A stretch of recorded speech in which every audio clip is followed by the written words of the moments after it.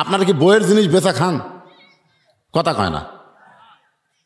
বেচা যদি খান আপনি কি দুর্বল।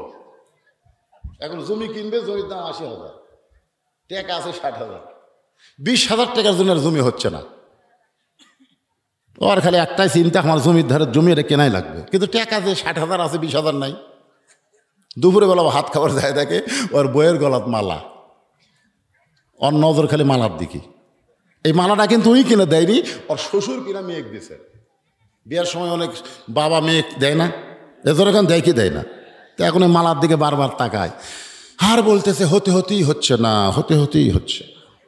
বউ কয় কি গো, হতে হতে হয় না কি? জমির ধারের জমি গো, হতে হতেই হচ্ছে না। ৬০,০০০ টাকা আছে, জমির দাম ৮০,০০০, ২০,০০০ টাকা কোথায় পাই? বউ বলতে ধৈর্য ধরো, ইন্নাল্লাহ মা'আস সাবিরিন, ধৈর্যশীলদের সঙ্গে আল্লাহ আছে। এ বছর হবি না সামনে বছর হবি। স্বামী বলতে তোর বাপের জমি, তোর বাপে আমার জন্য ১ বছর থুবি। বউ বলতেছে তাহলে আমার উপর খেপেন কেন? বলে খেপার কারণ হলো তুই একটু দয়া করলি, একটু দয়া করলি আমার জায়গাটা হয়। বউ কয় আমি কি দয়া করবো কন্ত? দেখ বিয়ার সময় তোর বাপ ওই মালা দিছে, এখন বলতো ওই মালার সাইজ আছে। এখন যে সুন্দর সুন্দর সোনার মালা নামছে রে, ওই পুরাতন মালা গলার দিয়ে ঘুরিস, তোর শরম নেই? ওই মালাটা খালি আমাকে দে, ওটা বেচা ২০,০০০ টাকা হবে, জমিটা কেনা হবে। আল্লাহর শপথ করে বলতেছে ভাত খাতে খাতে আগামী বছর এক ডবল সোনার মালা তোকে যদি আমি না দিই, হ্যাঁ মুসলমানের বাচ্চাই লই। এমন কথা বলছে। এখানে বউ গলার মালা খুলে স্বামীকে দিছে, যাও ডবল দিবা, কিন্তু আল্লাহর শপথ ওই মালা বেচা জমি নিছে। মেয়েরা কিন্তু সব জায়গায় হিসাব না করলেও কত জায়গায় কিন্তু হিসাব ঠিক আছে, তোর এখন ঠিক কিনা? হ্যাঁ, ১ বছর পরে বল স্বামী গো, গত বছর মালা বিক্রি করে জমি নিলেন, ১ বছর হয়ে গেল, আমাকে ডবল দেওয়া লাগবে না, ওই রকম মালাই দেন। স্বামী বলতে তুমি আমার কাছে আসো, আসো আসো। যে বউ কাছে আইছে, তুমি মালা কার জন্য পরবা? কত তুমি তো গলাত মালা দিবা, কে দেখবি? বজরুশি তো ওয়াজ করছে, মেয়েরা কেবলমাত্র এক ব্যক্তির জন্য সাজতে পারবে, সেই ব্যক্তি হলো তার স্বামী। স্বামী ছাড়া অন্য কারোর জন্য সাজায় জায়েজ নাই। এখন তুমি বলো, তুমি তো গলাত মালা দিয়ে ঘুরবে, ওটা কে দেখবে? তোমার স্বামী তো দেখবে। কিন্তু মালা ছাড়া যদি তোমাকে ভালো লাগে, তো মালার কি দরকার আছে রে?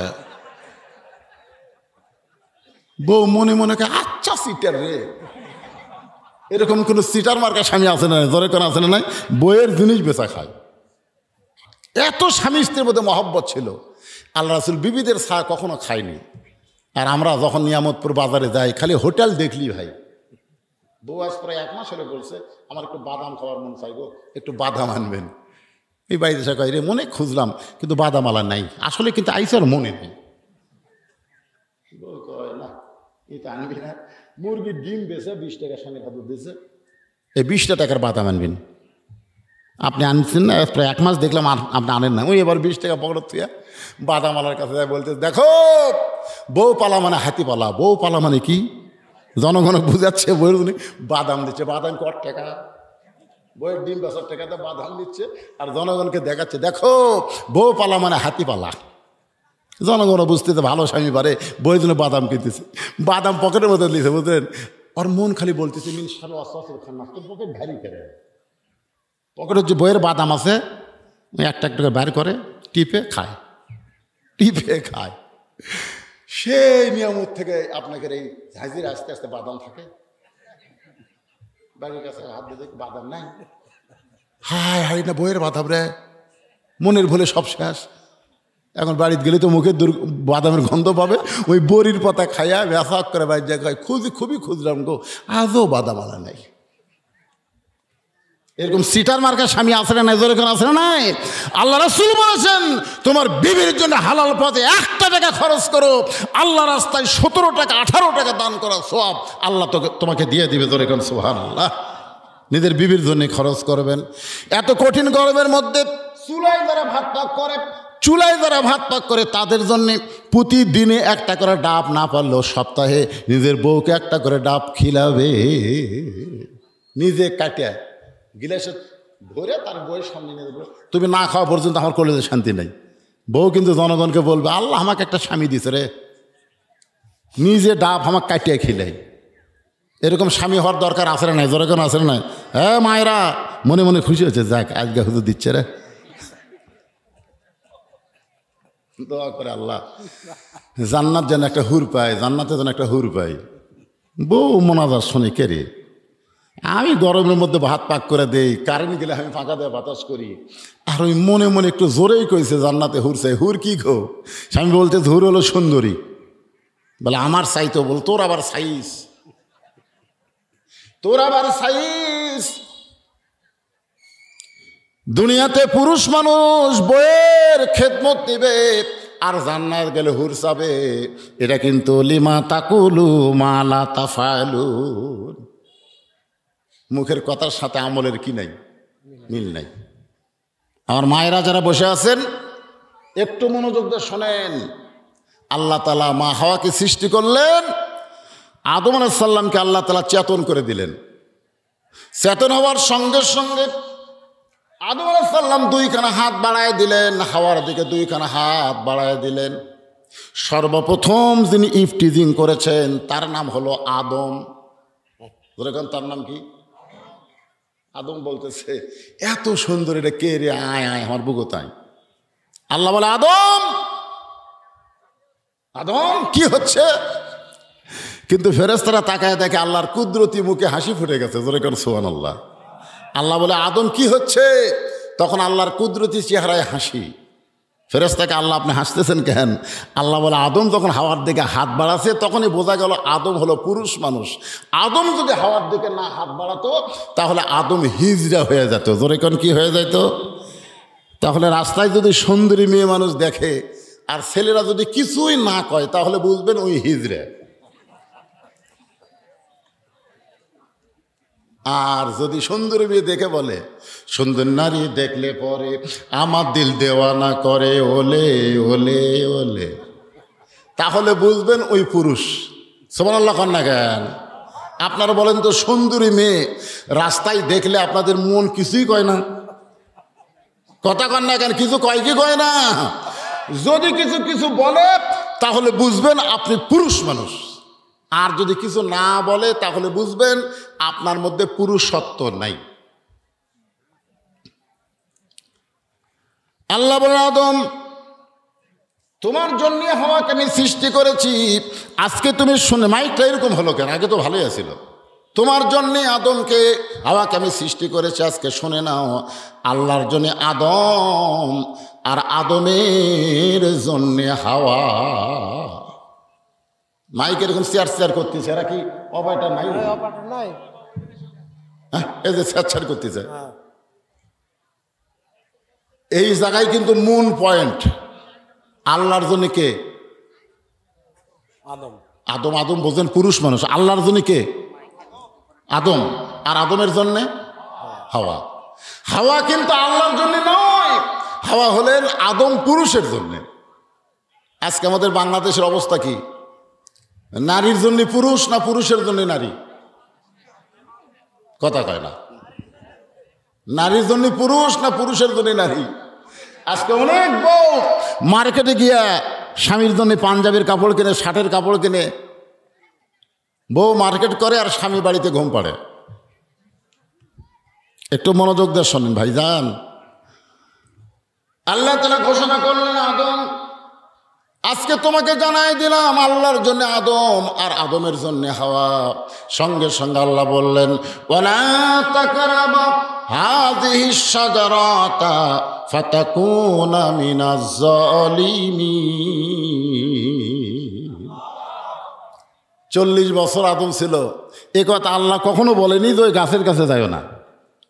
কিন্তু যে হাওয়াকে সৃষ্টি করা হলো তখনই আল্লাহ বললেন সব গাছের কাছে যাও, খালি ওই গাছের কাছে যাইও না।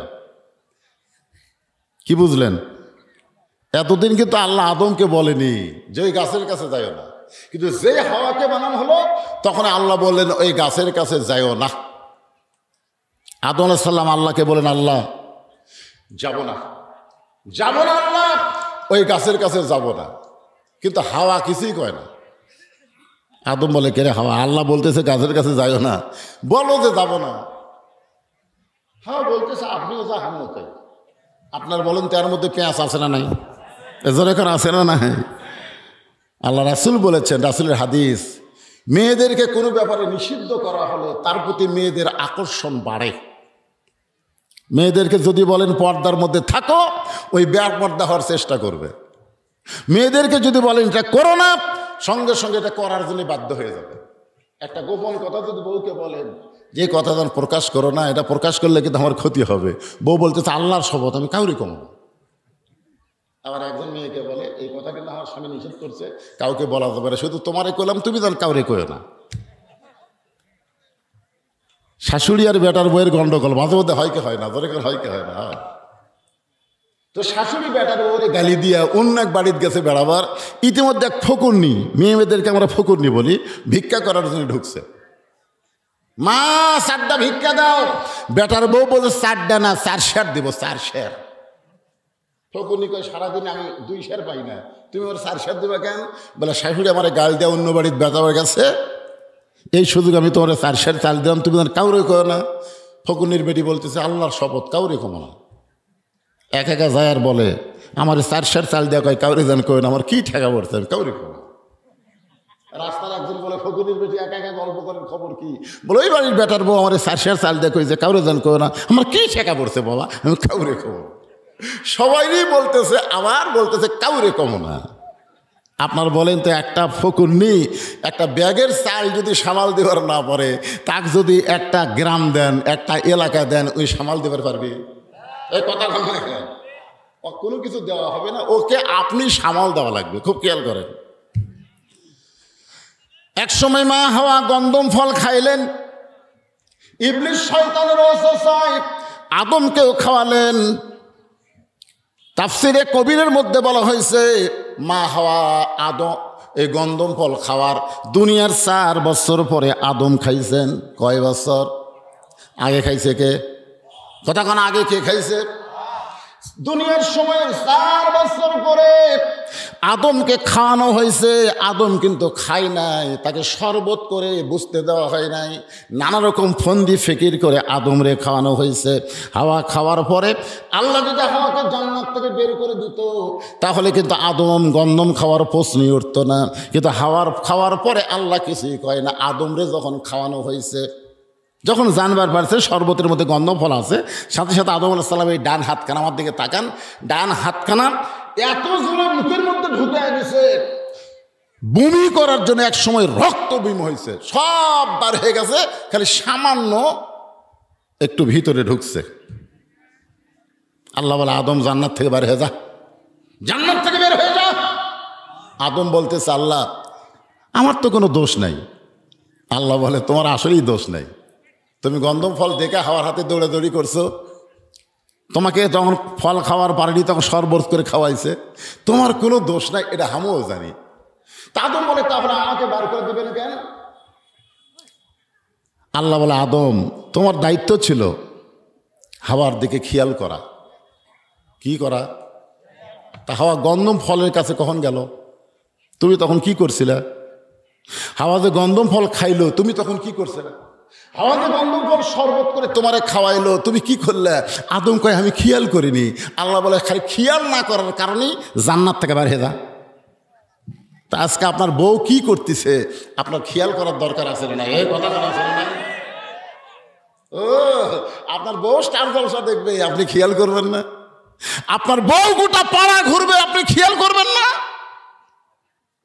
শুধুমাত্র মা হাওয়াকে খেয়াল না করার কারণে আদমকে আল্লাহ যদি জান্নাত থেকে বের করে দেয়, আমরা যদি আমাদের বউ মেয়ের দিকে খেয়াল না করি, আমাদেরকে আল্লাহ জান্নাত দিবে না। জোরে কর কথা ঠিক। খেয়াল করার দরকার আছে না নাই? যারা পর্দার মধ্যে বসে ওয়াজ শুনতেছে, আমাকে তো আমার অত্যন্ত স্নেহের মহব্বতের ইব্রাহিম বলেছে, হুজুর সব জায়গায় কি ওয়াজ করলেন জানি না, কিন্তু ঝাঁঝরায় মেয়ে মানুষের ওয়াজ বেশি করা লাগবে। ঝাঁঝরাতে মেয়ে ঠিক হলে গোটা এলাকার লোক ঠিক হয়ে যাবে। আমার মা বোনদের জন্য কিছু ওয়াজ করার দরকার আছে না নাই? দরকার আছে না? মা ঠিক, সন্তান ঠিক, আর স্বামী ঠিক, তাহলে বউ ঠিক। আল্লাহ রাসূল বলেছেন আদ-দায়ুস লা ইয়াদখুলুল জান্নাত, দায়ুস কোনদিন জান্নাতে যাবে না। সাহাবারা বললেন ইয়া রাসূলুল্লাহ দায়ুস কোন নারী? রাসূল বললেন দায়িস কোন নারী না, দায়িস হলো ওই সকল পুরুষ মানুষ যাদের অধীনে নারীরা পর্দা করে না। এখন বলেন আমার অধীনে কিছু নারী আছে না নাই? এখানে আছে না নাই? কেউ না থাকলেও বউ আছে। আপনার সত্যি করে বলেন তো, বউ আপনার অধীনে আছে না আপনি বউয়ের অধীনে আছেন? কথা হয় না কেন? আপনার বউয়ের অধীনে আছেন? মা বোনদের ওয়াজ করবো রে মরদ মানুষ, ভালো করে শোনেন, কথাটা ক্লিয়ার করে বলেন, আপনি বউয়ের অধীনে না বউ আপনার অধীনে? যদি আপনি বউয়ের অধীনে থাকেন, মা বোনদের ওয়াজ করে কোনো লাভ নাই। এই মায়েরা, এই কোথায় আছেন? একটা কথা কবেন না। আমি এক ওয়াজে বলছি, মেয়েরা জোরে কথা বললে ওই কথা যদি পুরুষ মানুষ শুনতে পায় তাহলে পর্দার খেলাফ হয়। আপনার বলেন কথাকে আমি ভুল কইছি না ঠিক কইছি? ইতিমধ্যে মেয়েদের মধ্যে একটা চিঠি দিছে আমার কাছে।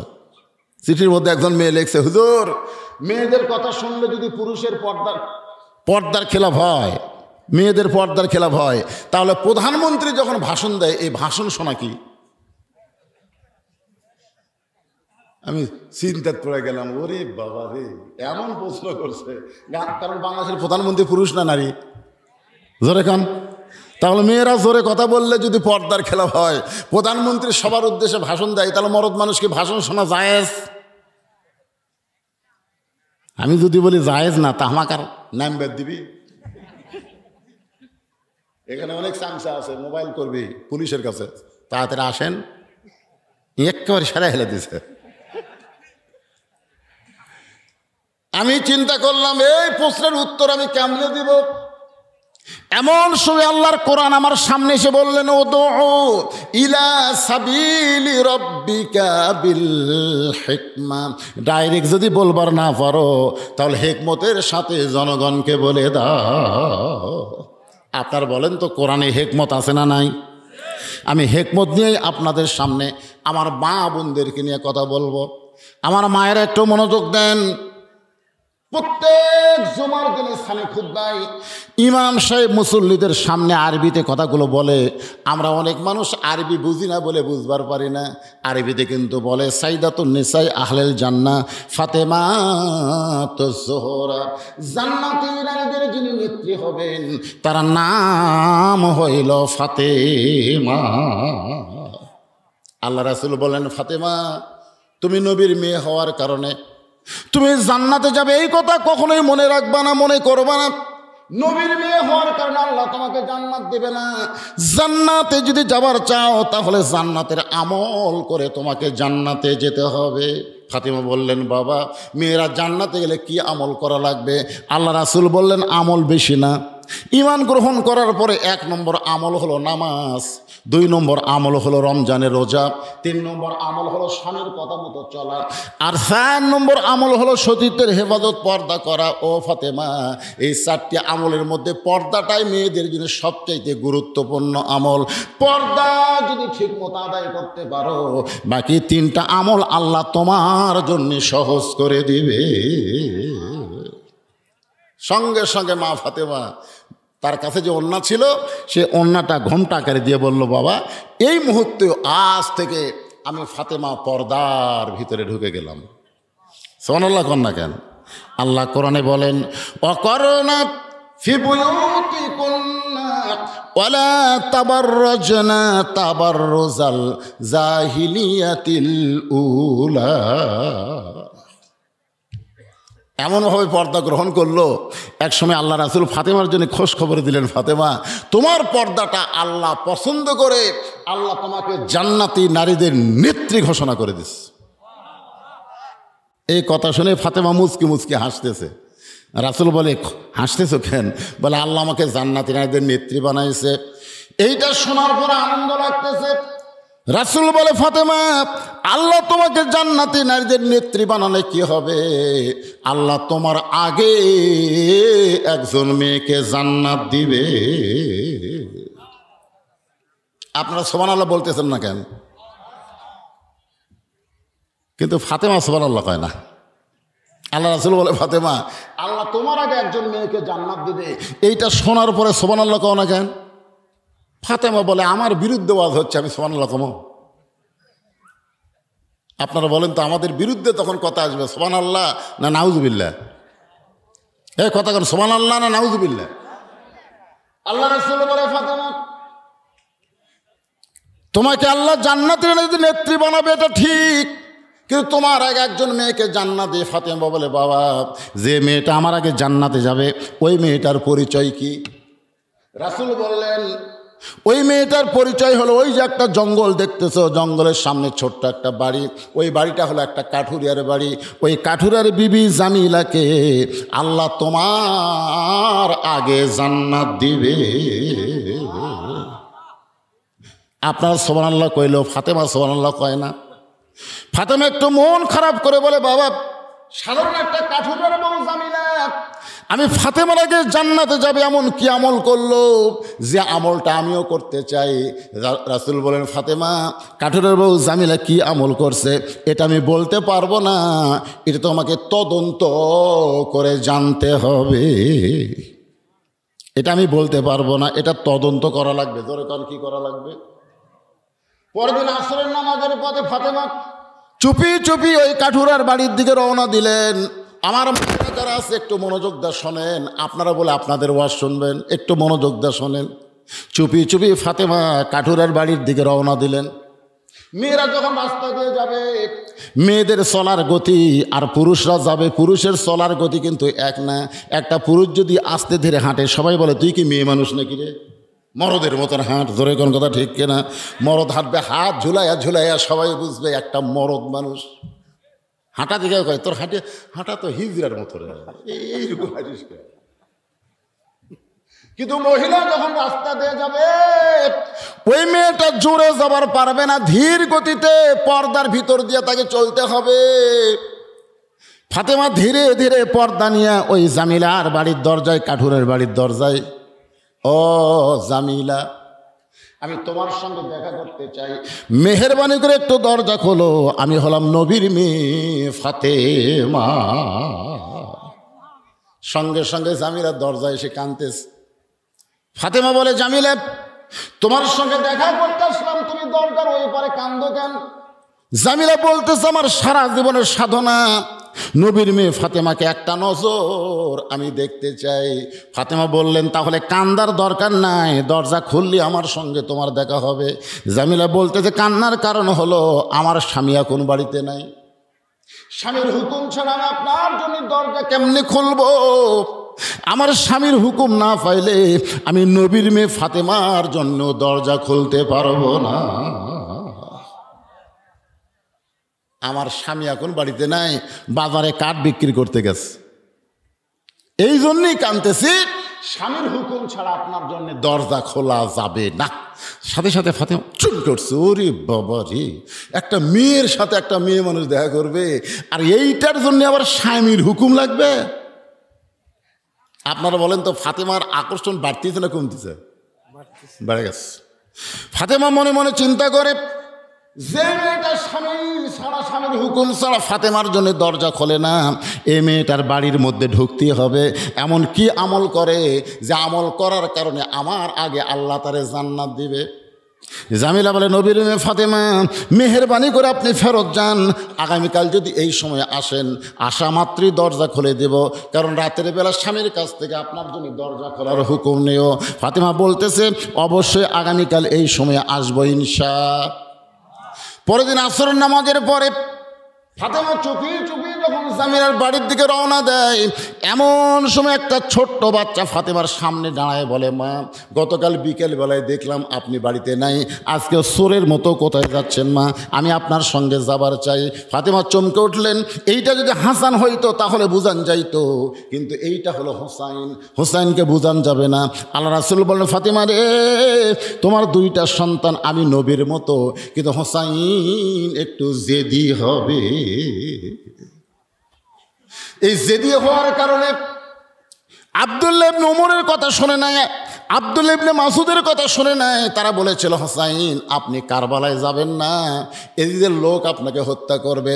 হোসাইন বলতেছে আমি হত্যাকে ভয় করি না, আমার ভিতরে জেদ হলো নবীর ইসলামকে নিজের ইসলাম বানায় কেউ যদি দেশ চালাবার চায় আমি জীবন দিব, কিন্তু বাতিলের সঙ্গে আপোষ করব না। আবু বকর রাদিয়াল্লাহু দুনিয়া থেকে চলে গেল, তার আব্দুর রহমানকে খলিফা বানায় নাই। উমর ফারুক দুনিয়া থেকে চলে গেল, তার আব্দুল্লাহ ইবনে উমরকে সিয়ারে বসার নাই। ওসমান চলে গেছে, তার সন্তানকেও সিয়ার দেয় নাই। আমার বাবা চলে গেল, আমার বাবা আমাদের দুই ভাইকে কোনোদিন সিয়ারে বসায় নাই।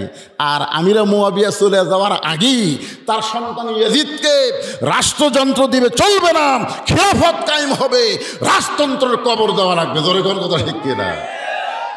জেদ করে চলে গেলেন। এই জন্য একটু জেদি। ফাতেমা দেখতেছে হাসান হলে বুঝান যাইতো, কিন্তু আরে তো বুঝান কঠিন। এখন কি করবে ফাতেমা?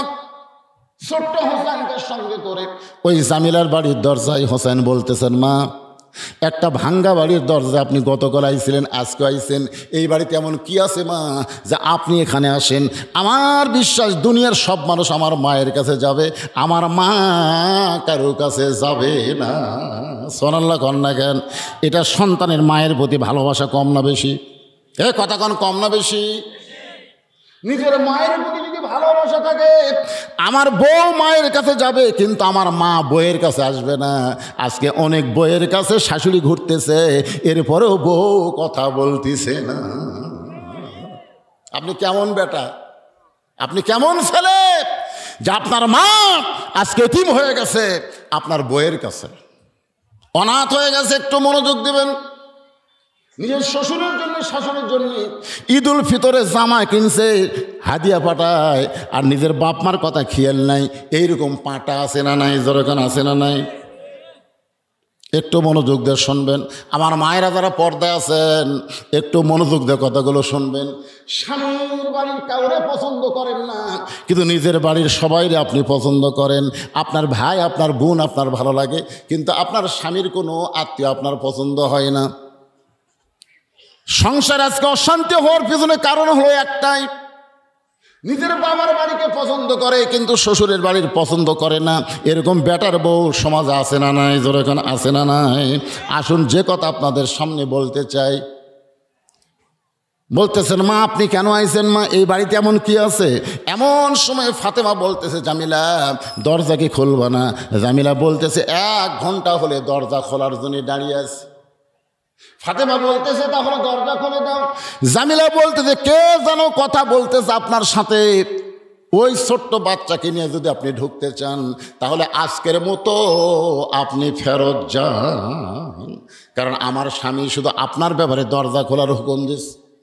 আপনি একজন বাচ্চা নিয়ে আসবেন, ওই বাচ্চাকে বাহিরে রাখতে হবে। বাচ্চা নিয়ে যদি আপনি আমার কাছে আসতে চান তাহলে আজকের মতো আপনি ফেরত যান। সঙ্গে সঙ্গে হোসেন বলে মা যেই মেয়েটা কথা বলতেছে আমার জন্য ঘরের দরজা খোলে না, এই মেয়েটা অত্যন্ত খারাপ মা, এই মেয়েটা কোনোদিন ভালো মেয়ে হতে পারে না। সঙ্গে সঙ্গে ফাতেমা হোসেনের কপালে চুম্বন দিয়ে বলে বাবা তুমি যে মেয়েটাকে খারাপ বলতেছ তোমার নানা বলেছে ওই মেয়েটা তোমার মায়ের আগে জান্নাতে যাবে। জোরে কোন, কে বলছে? আল্লাহ বলছে, তোমার নানা কইছে। এখন বলে এই কথা কি নবী বলে না আল্লাহ বলায়? দলিল কি? আল্লাহর কোরআন, মা ইয়ান্তিকু আনিল হাওয়া ইন হুয়া ইল্লা ওয়াহুন ইউহা। তুমি বলতেছো এই মেয়েটা খারাপ, এই বাড়ির মেয়েটা খারাপ, তোমার নানা বলেছে ওই মেয়েটা তোমার মায়ের আগে জান্নাত যাবে। সঙ্গে সঙ্গে হোসেন মায়ের হাত ধরে বলতেছে মা তাহলে অজাতা এই দরজায় ঘুরে লাভ নাই, আসল জায়গায় যাওয়া লাগবে। অজাতা এই দরজায় ঘুরে কোনো লাভ নাই, আসল জায়গায় যাওয়া লাগবে। ধরে কোন কি জায়গা? ফাতেমা বলতেছে আসল জায়গা কোনটা? হোসেন বলতেছে আসল জায়গা হলো মনে বড় আশা ছিল আমি যাব মদিনায়। সবাই বলেন মনে বড় আশা ছিল আমি যাব মদিনায়। দিনাজপুরের লোকের আব্দুল আলিমকে বললো আব্দুল আলিম ভাই আপনি মূর্খ মানুষ, আপনি গায়ক ভালো, সুর ভালো, কিন্তু আপনার এলেম নাই। এলেম যদি থাকতো তাহলে আপনি শুধু মদিনার কথা বলতেন না, আপনাকে বলা লাগতো মনে হে বড় আশা ছিল যাব মক্কা মদিনায়। আপনি মক্কার কথা বাদ দেন, মদিনার কথা বলেন। আব্দুল আলিম বলে, রে দুনিয়ার মুসলমানেরা শোনো, মদিনার মানুষটাকে তুমি যদি খুশি করতে পারো তাহলে শুধু মক্কা না, মক্কার মালিক আল্লাহ পর্যন্ত তোমার উপরে খুশি হয়ে যাবে। আল্লাহ কোরআনে বলেছেন, কুল, হে রাসূল আপনি বলেন, ইন কুনতুম তুহিব্বুনাল্লাহ ফাত্তাবিউনি, যদি আল্লাহকে পাওয়ার চাও নবীকে ইত্তেবা ছাড়া আল্লাহ পাওয়া যাবে না। ধরে কোন কথা ঠিক কি না? আপনাদের কাছে মক্কার দাম বেশি না মদিনার দাম বেশি? কিছু হেজাতি শায়েকবার আছে, এরা কয় কেউ যদি হজ করে যায় মদিনার নাও যায় তারপরেও তার হজ হবে। আজকে বাংলাদেশের সরকার যদি ঘোষণা করে বাংলাদেশের মুসলমানকে দুই জায়গার এক জায়গা দেখার পারমিশন দেওয়া যাবে, যারা মদিনায় যাবা তারা মদিনার টিকিট করো, যারা মক্কায় যাবা তারা মক্কার টিকিট করো, যারা মক্কায় যাবা তারা মদিনায় যাবার পারবে না, আর যারা মদিনায় যাবা তারা মক্কায় যাবার পারবে না। আপনারা বলেন তো কোন টিকিট বিক্রি বেশি হবে? এ অন্তর থেকে কথাটা কন না কেন, কোন টিকিট? দেখা যায় মক্কার টিকিট বেচাই হয়নি।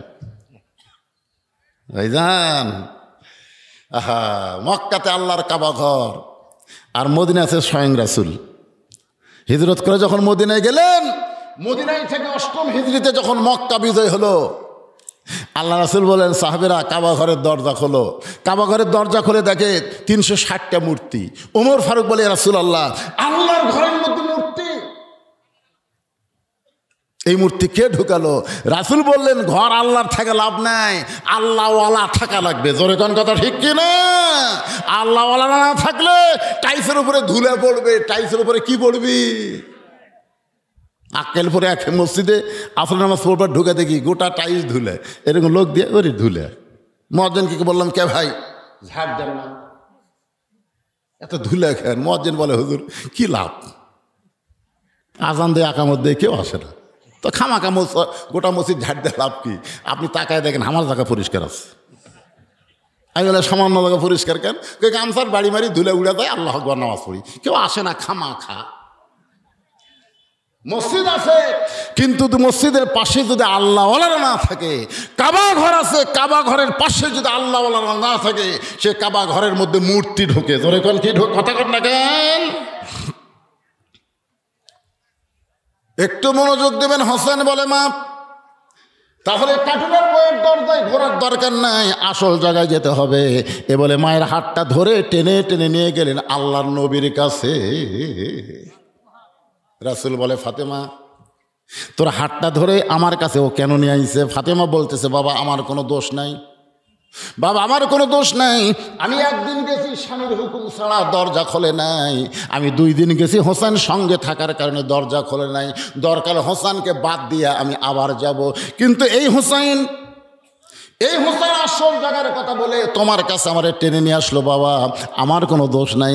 রাসূল বলে, হোসেন তোমার মাকে আমার কাছে কেন নিয়ে আইছো? হোসেন দৌড়ে গিয়া নানার হাত ধরে বলে, নানা ছোটবেলায় তোমার মাকে হারাইছো, নানা তুমি আমার মারে চিনো না, তোমার মা কেমন ছিল আমি জানি না, তবে আমার মাকে তুমি চিনো না। যদি চিনতে না তাহলে একটা কাঠুরার বইয়ের দরজায় আমার মাকে তুমি কোনোদিন পাঠাতা না। সুবহানাল্লাহ কেন? আপনারা বলেন তো, হোসেনের মাকে আল্লাহ নবী চিনে চিনে না? এজরখান চিনে চিনে না? কিন্তু হোসেন বলে, না না তুমি আমার মারে চিনো না। যদি চিনতে পারতাম তাহলে সাধারণ একটা কাঠুরের বইয়ের দরজায় আমার মাকে তুমি পাঠাইতা না। নানা গো, দুনিয়ার সব খবর আগে আল্লাহ তোমাকে দেয়, তোমাকে খবর না দিয়া আল্লাহ অন্য কাউরে খবর দেয় না। এই কথা বলতে গিয়ে কিন্তু তাহিরি সাহেব কইছে, আল্লাহর ধন নবী নিয়া আল্লাহ আছে গায়েব হইয়া, নবীর ধন খাজা নিয়া শুয়া আছে আজমিরে, কেউ ফিরে না খালি হাতে, খাজারে তোর দরবারেতে। তাহিরি যদি শুধু বলতো আল্লাহর ধন নবী নিয়া আল্লাহ আছে গায়েব হইয়া, কথা 100% সত্য। কারণ আল্লাহ প্রকাশ না, আল্লাহ হলো গায়েব। আর আল্লাহর সব কিছু নিয়ামত আল্লাহ আমার নবীকে দান করেছে। এই পর্যন্ত কিন্তু ঠিক আছে, কিন্তু এর পরের লাইন হলো নবীর ধন খাজা নিয়া, নবীর ধন শুধু খাজা নিবে কেন? আল উলামা ওয়ারাসাতুল আম্বিয়া, সমস্ত আলেমরাই হলো নবীর ওয়ারিস। সে আলেমরা আপনাদের কি শিখায়? ইয়্যাকা না'বুদু ওয়া ইয়্যাকা নাস্তাইন, একমাত্র চাইতে হবে পাইতে হবে কার কাছে? জবান খুলে বলেন কার কাছে? খাজা বাবার দরবারেতে কেউ ফিরে না খালি হাতে। এই গানটা হলো শিরকি গান। ধরে কোন কি গান? আপনারা কার কাছে চাবেন? তেনা ফিরের কাছে? তো গাছও তো অত তেনা বান্ধা কেন? আচ্ছা, এত তেনা তেনা গাছের ডালে ডালে আপনার তেনা বানলেন কেন? আপনারা বলেন ওই গাছ কি আছে? আছে? ওই গাছ কেউ যদি কাটতে পারেন, বদর যুদ্ধের সওয়াব আল্লাহ দান করে দিবে। বদর যুদ্ধের সওয়াব,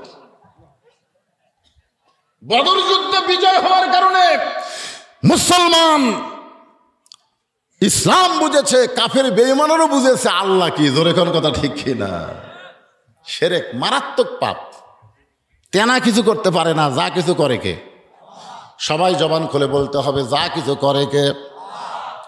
না না, কোন আমলের কারণে কাঠুরের বউ জামিল আমার মায়ের আগে জান্নাতে যাবে, এটা না বলা পর্যন্ত আমি আপনার হাত ছাড়বো না।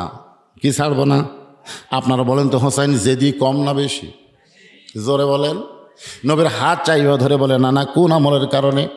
সাধারণ একটা কাঠুরের বউ জামিলা আমার মায়ের আগে জান্নাতে যাবে, এটা না বলা পর্যন্ত আমার হাত ছাড়বো না, আপনার হাত ছাড়বো না। এইবার নবীর হাতটা যখন চাইবা ধরছে, এমন সময় আল্লাহ নবী ডাক দিলেন, আলী, আলী রে। সঙ্গে সঙ্গে হযরত আলী বলে, লব্বাইকা রাসূলুল্লাহ। নবী বলতেছেন, লব্বাইকা ইয়া রাসূলুল্লাহ।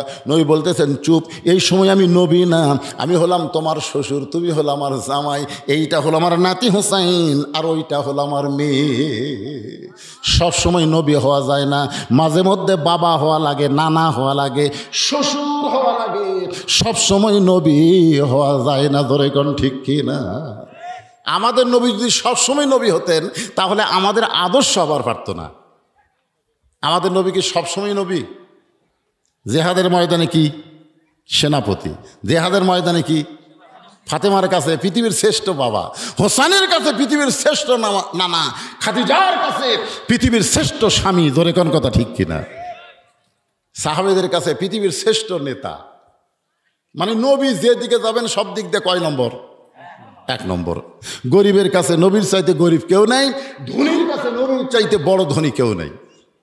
এই জন্য আল্লাহ কোরআনে বলেছেন, লাকাদ কানা লাকুম ফি রাসূলিল্লাহি উসওয়াতুন হাসানা। যার মধ্যে সব গুণ গুণান্বিত, তাকেই তোমরা আদর্শ হিসেবে গ্রহণ করো। এ কথা কার? আমাদের অনেক নেতা, তারা নেতাগিরি করতে পারে কিন্তু নামাজ পড়াবার পারে না। জোরে কোন কথা ঠিক কিনা? আমাদের অনেক নেতা আছে, দেখবেন তার সন্তানেরা তাকে বাপ হিসেবে পছন্দ করে না। আবার অনেক নেতা আছে, তার বউ তাকে 2 চোখে দেখবার পারে না। জোরে কোন কথা ঠিক কিনা? আপনি বলেন তো, নবীজি নেতা, আপনি যে দিক দিয়ে যাবেন নবী কয় নম্বর? আলী কোন আমলের কারণে একটা কাঠুরের বউ জামিলা হোসেনের মা ফাতেমার আগে জান্নাতে যাবে, এইটা তোমাকে একটু বলা লাগবে। আলী বলতেছি, ইয়া রাসূলুল্লাহ, আপনি তো আমাকে নিষেধ করে দিয়েছেন। হুজুর, আপনি তো নিষেধ করে দিয়েছেন, আজকে বলার হুকুম দিলেন। আলী বলতে, তোর বেটা যেভাবে আমার হাত ধরছে, আজকে হুকুম না দিলে তো আমার রক্ষা নাই। জোরে কোন সুবহানাল্লাহ। সঙ্গে সঙ্গে আলী বলতেছ, ও ফাতেমা, কোন আমলের কারণে একটা কাঠুরের বউ জামিলা তোমার আগে জান্নাতে যাবে, এর যদি শুনবার চাও তাহলে তোমাকে ধৈর্য ধারণ করা লাগবে। কারণ মেয়েদের চরিত্র হলো, এক মেয়ের কাছে আর এক মেয়ের সৌন্দর্য, আর এক মেয়ের সৌন্দর্য আর এক মেয়ের ভালো বলা যায়। বিশ্বাস যদি না করেন, তাহলে আপনার বইয়ের সামনে একদিন হুরের কথা বলে দেখবেন। করছেন কোনোদিন? আপনি যে জান্নাতে হুর পাবেন, এই গল্প কোনোদিন বইয়ের কাছে করছেন? কথা কয় না রে, করছেন কোনোদিন?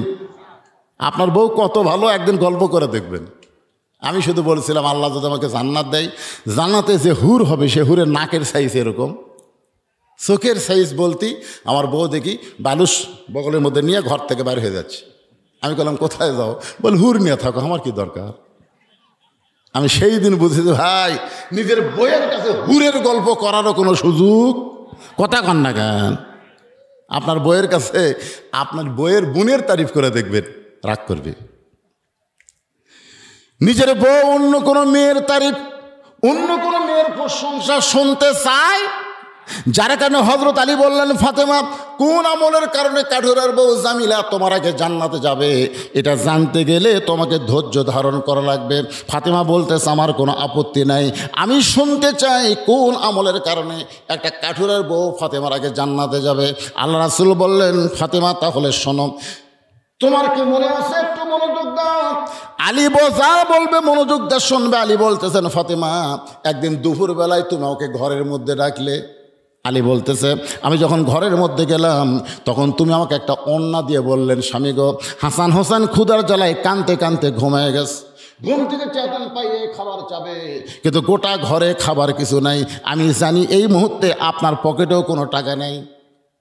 হাসান হোসেন ঘুম থেকে উঠে যখন খাবার চাবে তখন আপনিও বেকায়দা, আমিও বেকায়দা।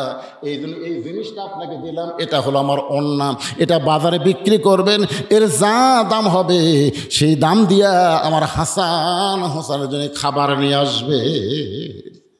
আলী বলতে যে, ফাতেমা তুমি আমাকে ওড়না দেওয়ার পরে আমি তোমার ওড়না পকেটের মধ্যে নিয়ে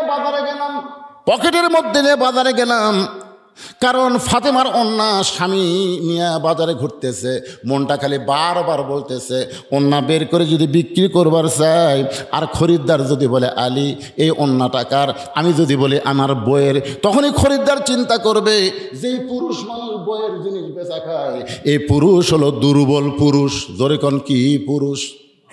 আপনারা কি বইয়ের জিনিস বেচা খান? কথা কয় না। বেচা যদি খান আপনি কি দুর্বল। এখন জমি কিনবে, জমির দাম ৮০,০০০, টাকা আছে ৬০,০০০, ২০,০০০ টাকার জন্য জমি হচ্ছে না। ওর খালি একটাই চিন্তা, আমার জমির ধারে জমি এটা কেনাই লাগবে, কিন্তু টাকা যে ৬০,০০০ আছে ২০,০০০ নাই।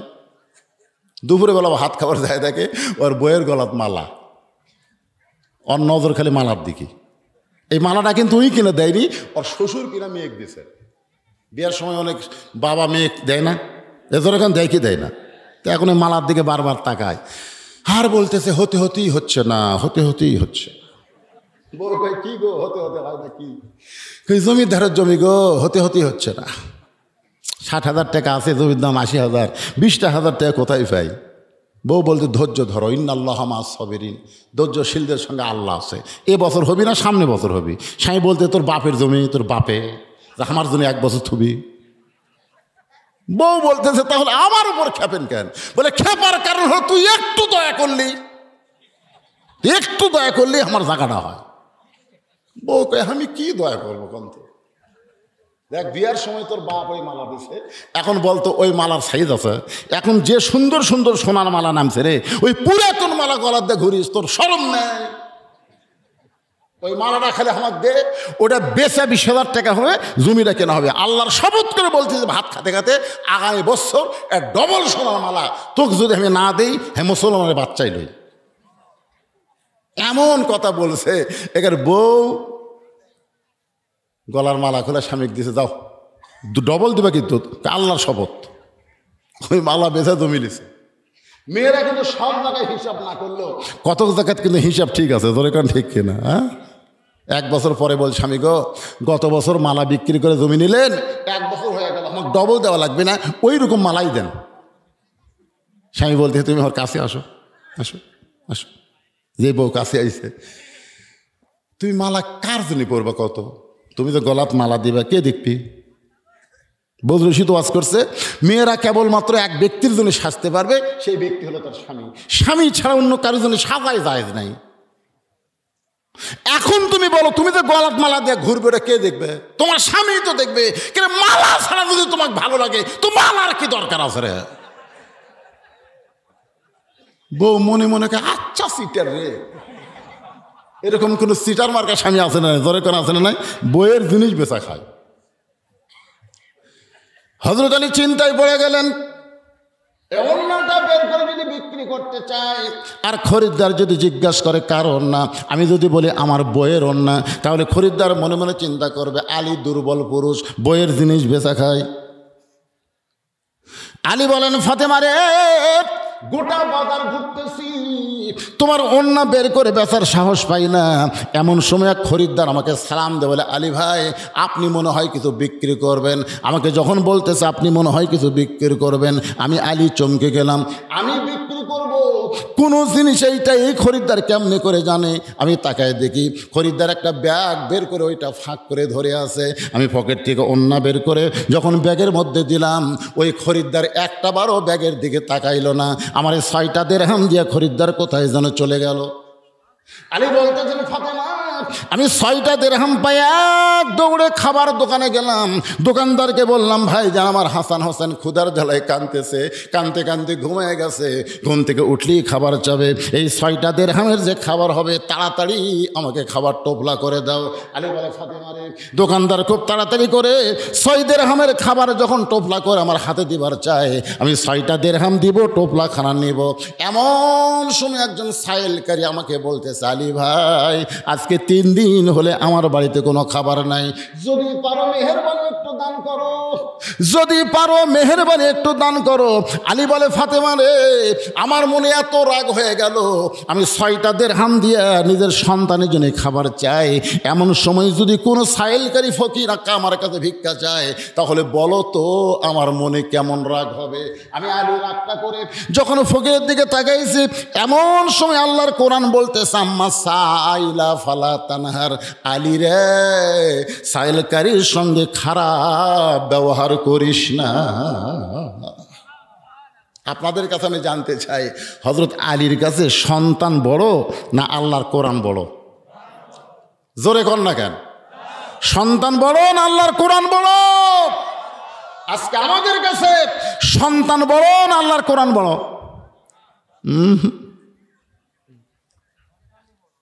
সন্তানই বড়। আল্লাহ কোরআনে বলেন, ইন্নামা আমওয়ালুকুম ওয়া আওলাদুকুম ফিতনাত, নিশ্চয় তোমাদের সম্পদ আর তোমাদের সন্তান হলো তোমাদের বিপদের কারণ। আজকে বেশি সম্পদ থাকার কারণে আপনি বিপদের মধ্যে পড়ে গেছেন, আবার সন্তান খারাপ হওয়ার কারণে আপনি জাহান্নামী হবে। যে বাবা একলা নামাজ পড়ে, ছেলে নামাজ পড়ে না, আপনার বলেন তো এই বাবা কি জান্নাতে যাবে? কেন যাবে না? আল্লাহ কোরআনে বলেন, কু আনফুসাকুম ওয়া আহলিকুম নারা, জাহান্নামের আগুন থেকে যদি বাঁচতে চাও তাহলে একলা বাঁচলে হবে না, তোমার আহাল পরিবারকে নিয়ে বাঁচতে হবে। আমার বাবাজিরা, সন্তানকে যদি ভালো করতে চান, রাসূল বলেছেন 7 বছর বয়স থেকে নামাজের তালিম দাও, 10 বছর থেকে জোর করে নামাজ ধরো। আপনি যদি আমার সন্তান সন্তানকে ছেলে হোক আর মেয়ে হোক 7 বছর থেকে নামাজের তালিম দিতেন, 10 বছর থেকে যদি জোর করে নামাজ ধরাতেন, ওই ছেলে কোনোদিন হিরোইন ধরতো না, গাঁজা, ওই ছেলে কোনোদিন অন্যায় অপকর্ম করত। কথা কন না কেন ভাই? আজকে বুড়া মানুষ জান্নাতে যাবি, বেটা কি করে ওইদিকে খেয়াল নাই। হযরত আলীর কাছে আল্লাহর কোরআন বড় হওয়ার কারণে আম্মা সাইলা ফালা তানহার, এই আয়াতকে বিশ্বাস করে 6টা দিরহামের মধ্যে 1টা দিরহাম ফকিরকে দিয়ে দিলেন। সুবহানাল্লাহ কোন? মনে মনে চিন্তা করে 6টা দিরহামের 1টা দিরহাম দিলাম, এখনো কয় দিরহাম? 5টা দিরহামের খাবার নিয়ে বাড়িতে যাব, যা খাবার হবে ওইটা হাসান হোসেনের চলবে। এই মনে করে 1টা দিরহাম দিয়ে 5টা দিরহাম যখন কাছে রাখছে, এমন সময় আল্লাহর কোরআন বলতেছে, আল্লাহর কোরআন বলতেছেন, ওমা তুনফিকু মিন শাইইন ফি সাবিলিল্লাহি ওয়াফা ইলাইকুম ওয়া আনতুম লা তুজলামুন। আপনারা আয়াত বুঝতে পারেননি। সুবহানাল্লাহ খুব একটা জোরে হলো না। এই আয়াতের অর্থ করলে তো সুবহানাল্লাহ খুব জোরে করবেন, অর্থ না শুনেই একটু জোরে সরে বলেন তো সুবহানাল্লাহ, আরো জোরে বলেন। এখানে আল্লাহ বলতেছেন আমার রাস্তায়, খুব খেয়াল করবেন, আমার রাস্তায় কেউ যদি 1 টাকা দেয়, ওয়াফা ইলাইকুম, আমি আল্লাহ তাকে আবার ফিরে দেব। আপনি যদি 1 দেন আল্লাহ ফিরে দেবে। আপনি বলেন তো, আপনি 1 দিলেন, আল্লাহ 1 টাকা দিবে? আল্লাহ বলতেছেন দুনিয়াতে কমপক্ষে তোমাকে 10 গুণ বেশি দেওয়া হবে, আর আখিরাতে টাকা না, পয়সা না, এই দানের বিনিময়ে তোমাকে জান্নাত দেওয়া হবে। আল্লাহর কোরআনের আয়াতকে কারা কারা বিশ্বাস করেন? 2 হাত তোলা, আল্লাহ দেখান তো যারা বিশ্বাস করেন। আর যারা করেন না হাত তোলেন না। ওই দেখেন 2 বাচ্চা কিন্তু ঘুরতেছে, তার মধ্যে হাত তুলছে। এটা কি দেখা দেখি? বিশ্বাস করে না দেখা দেখি? আমার কাছের লোক হাত তোলে, আমি না তুললে কেমন হয় রে ভাই? টান করে তোলেন তো দেখি। লিল্লাহে তাকবীর, হাত নামান। যারা বিশ্বাস করলেন কোরআনের আয়াত, ওমা তুনফিকু মিন শাইইন ফি সাবিলিল্লাহি ওয়াফা ইলাইকুম ওয়া আনতুম লা তুজলামুন, তাদের কাছে 5টা মিনিটের জন্য একটু ব্যাগ যাবে। 10 টাকা দিলে আপনি 100 পাবেন, 100 টাকা দিলে আপনি 1000 পাবেন, একই পাবেন। আপনারা আর মনে করেন হুজুর এই পকেট থেকে দিয়ে এই পকেট ফাঁকা হবে, দেখি তো 10 গুণ আসে কিনা। আপনাকে কথা ঠিক না বে ঠিক? আল্লাহ বলতে তো পাগল, এখনই মানে কি? এখনই মানে হলো এখানে ওয়াজ শোনা, তুমি যে বাড়ির যাওয়ার সময় তুমি ইটার সাথে উষ্টা খাবা। উষ্টা খেয়ে তোমার পাও ভাঙবি, নিয়ামত পুরো হবি না, 9 গাজা লাগবি, তোমার পিছনে 20,000 টাকা খরচ হবে। কিন্তু এই ব্যাগের মধ্যে দান করার কারণে শুধু আজকের রাত না, এই বছর সমস্ত বালা মুসিবত থেকে আমি আল্লাহ তোমাকে হেফাজত করব। তাহলে কত গুণ হলো? আমাদের সামনে বিপদ আছে না নাই? জোরে কান আছে না নাই? বলা হয়েছে সাদাকাতু তারুদ্দুল বালা, দান সদকা করলে আল্লাহ বালা মুসিবতকে দূর করে দেয়। ভাইজান, এই কাগজটা আমার কাছে দেওয়ার কারণেই আমি আপনাদের মাত্র 2-3 মিনিটে একটু ব্যাগ পাঠায় দিব। যে যা পারেন, হ্যাঁ, যে যা পারেন আপনারা আল্লাহর রাস্তে দান করবেন, যাই পারেন। জোর করে এখানে বলা হচ্ছে না 10, 20, 50। এই মাঝখানে উঠলো কেটা? আপনারা ওঠা লাগবে না, তা আপনাদের কাছেই যাবে। উপজেলা চেয়ারম্যানের একটা দান হলো একেবারে। ও আবুল, সেটা উপজেলা চেয়ারম্যান, তো বলা লাগবে না। পরে কবে আমি টাকা দিয়ে আসলো, আমার নামই করলো না। আবুল কালাম আজাদ সাহেব এখানকার যিনি বিশেষ অতিথি, তিনি 2000 টাকা দান করে দিয়েছে। আল্লাহ তার দানকে কবুল করুক, জোরে কোন আমিন। এই গ্রামেরই কৃতি সন্তান প্রফেসর সাহেব, উনি 5000 টাকা দান করেছে। আল্লাহ তার দানকে কবুল করুক, জোরে কোন আল্লাহুম্মা আমিন। সভাপতি সাহেব তো কিছু দিয়েছেন, মাশাআল্লাহ, কতটি আছে। আজকের মাহফিলের সম্মানিত সভাপতি সাহেব 5000 টাকা ধরে বলেন মারহাবা। ব্যাগের আদায় শেষ হলেই কিন্তু আদায় শেষ, আমি আর নতুন করে আদায় করতে পারবো না, কারণ ওয়াজ করা লাগবে। আদম মা হওয়ার কথা মনে আছে না? ভুলে গেছেন? মনে আছে? হ্যাঁ, সব মনে রাখবেন। হ্যাঁ, আরে মিন্টু নামের একটা ছেলে প্রতিবন্ধী, দোয়া চাই। দোয়া করে আল্লাহ তাকে পুরাপুরি সুস্থতা দান করেন। সুস্থ যদি না থাকে, স্বাভাবিক জীবন আল্লাহ তাকে দান করেন, জোরে কান আমিন। 500 টাকা দান করেছে। মহিলাদের মধ্যে মহিলাই আদায় করবে না পুরুষ? হ্যাঁ, মহিলাদের মধ্যে মহিলা আদায় করবে। হ্যাঁ, মহিলারাই আছে। আমার মায়েদের মধ্যেও আদায় শুরু করতে, আদায় এটি হচ্ছে আর ওটি হচ্ছে না, তাহলে হবে না। সবাই আপনারা অযথা ওঠা বসা করবেন না। খুব ভালো লাগতেছে এই গরমের মধ্যেও আপনারা যে দীর্ঘ সময় বসে আছেন, নড়াচড়া করতেছেন না, একজন ওঠেন নাই। এখন আদায়ের কথা শুনে শয়তান যদি বলে টাকা দিস না, যা, আপনার টাকা কি আল্লাহর দরকার আছে? এই কথাখান আল্লাহর দরকার আছে? আপনার টাকা কোরআনে বলতেছে তোমারই দরকার, তোমারই দরকার। তুমি দান করবে, আমি আল্লাহ তোমাকে ফিরাই দিব। দুনিয়াতে 10 গুণ, মরার পরে জান্নাত। আর সহিহ হাবিবুল্লাহ রাসূল বলেছেন, দানকারী আল্লাহর দোস্ত, জোরে কোন সুবহানাল্লাহ। এই জন্য ভাইজান, আদায় শেষ হলে আমাকে সিগন্যাল দিবেন যে আদায় শেষ। সবাই দেন, যে যা পারেন আল্লাহর রাস্তে দান করেন। প্রতি বছর এখানে তাফসীরুল কোরআন মাহফিল হবে। আল্লাহ এই মাহফিলকে কিয়ামত পর্যন্ত কবুল করুক, জোরে কোন আমিন। মঞ্চে আর যদি কেউ থাকেন অতিথির মধ্যে, তাহলে সবাই দান করবেন। এদিকে অনেকে চেয়ারে বসে আছে, চেয়ারের কাছে ব্যাগ যাবে?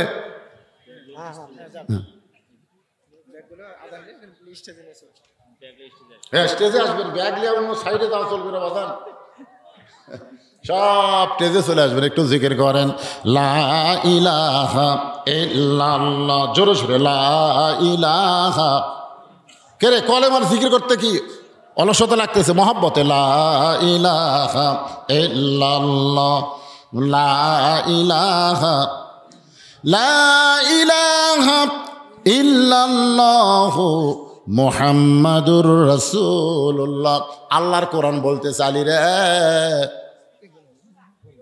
তুমি আল্লাহ রাস্তায় যা দান করবে আল্লাহ তোমাকে কয় গুণ দিবে? জোরে কোন কয় গুণ? তুমি সাইলকারীকে 1টা টাকা দিলে আল্লাহ তোমাকে 10 টাকা দিবে, 2টা টাকা দিলে আল্লাহ তোমাকে 20 টাকা দেবে। 6টা দিরহাম যদি দান করো দুনিয়াতেই আল্লাহ তোমাকে 10 গুণ 60 টাকা দিয়ে দিবে। আপনারা বলেন তো হযরত আলীর কাছে কোরআনের দাম আছে না নাই? এই জোরে আছে না নাই? আল্লাহর কোরআনকে বিশ্বাস করে ফকিরকে 6টা দিরহাম যখন দান করে দিলেন, ফকির হাসতে হাসতে যখন বিদায় নেয়, এমন সময় দোকানদার বলতেছে, আলী ভাই তোমার হাসান হোসেন না খেয়ে কাঁদতেছে, ঘুমিয়ে গেছে, ঘুম থেকে উঠে খাবার চাবে, আমি খাবার টোপলা করে দিলাম, টোপলা না নিয়ে ফকিরকে সব টাকা দান করে দিলে, তাহলে তোমার হাসান হোসেনের খবর কি? জাহাঙ্গীর সচিব 1000 টাকা দান করছে, আল্লাহ তার দানকে কবুল করেন। এগুলো বলা যাবে না, এখন যাই দান করবেন করবেন। এখন আলোচনা দিয়ে খেয়াল করেন, কঠিন গরমের মধ্যে আল্লাহর বান্দারা বসে আছে ধৈর্য নিয়ে, একটু মহব্বত করে শুনবেন। ফকির খুশি হয়ে যখন চলে গেছে, এমন সময় দোকানদার কি বলতেছে, তারপর হাসান হোসেনের খবর কি? হ্যাঁ, টোপলা করে দিলাম, ছেলের জন্য না নিয়ে, সন্তানের না নিয়ে ফকিরকে দিয়ে দিলেন, তাহলে টোপলার খবর কি? আলী বলতেছে, 1 টোপলা দিয়ে কাম হবে না, তুমি 2 বস্তা খাবার প্যাকেট করো। সুবহানাল্লাহ কোন? আপনারা বলেন তো হযরত আলী যে বলতেছে সামান্য টোপলা দেওয়া হবে না, 2 বস্তা খাবার প্যাকেট করো, আলী কোথায় টাকা পাবে? আল্লাহর প্রতি অগাধ বিশ্বাস, আল্লাহর কোরআন অনুযায়ী আল্লাহ তাকে 10 গুণ দিবে। এখন কিভাবে দিবে এইটা চিন্তা করার দরকার আমাকে রে, কারণ আমাকে আছে নাই। এবার দেখেন তো আমের গাছে যে হারে মুকুল ধরছিল, মুকুল বোঝেন তো, আমের গাছে মুকুল বোঝেন না, এখন আর আম আছে কি রে?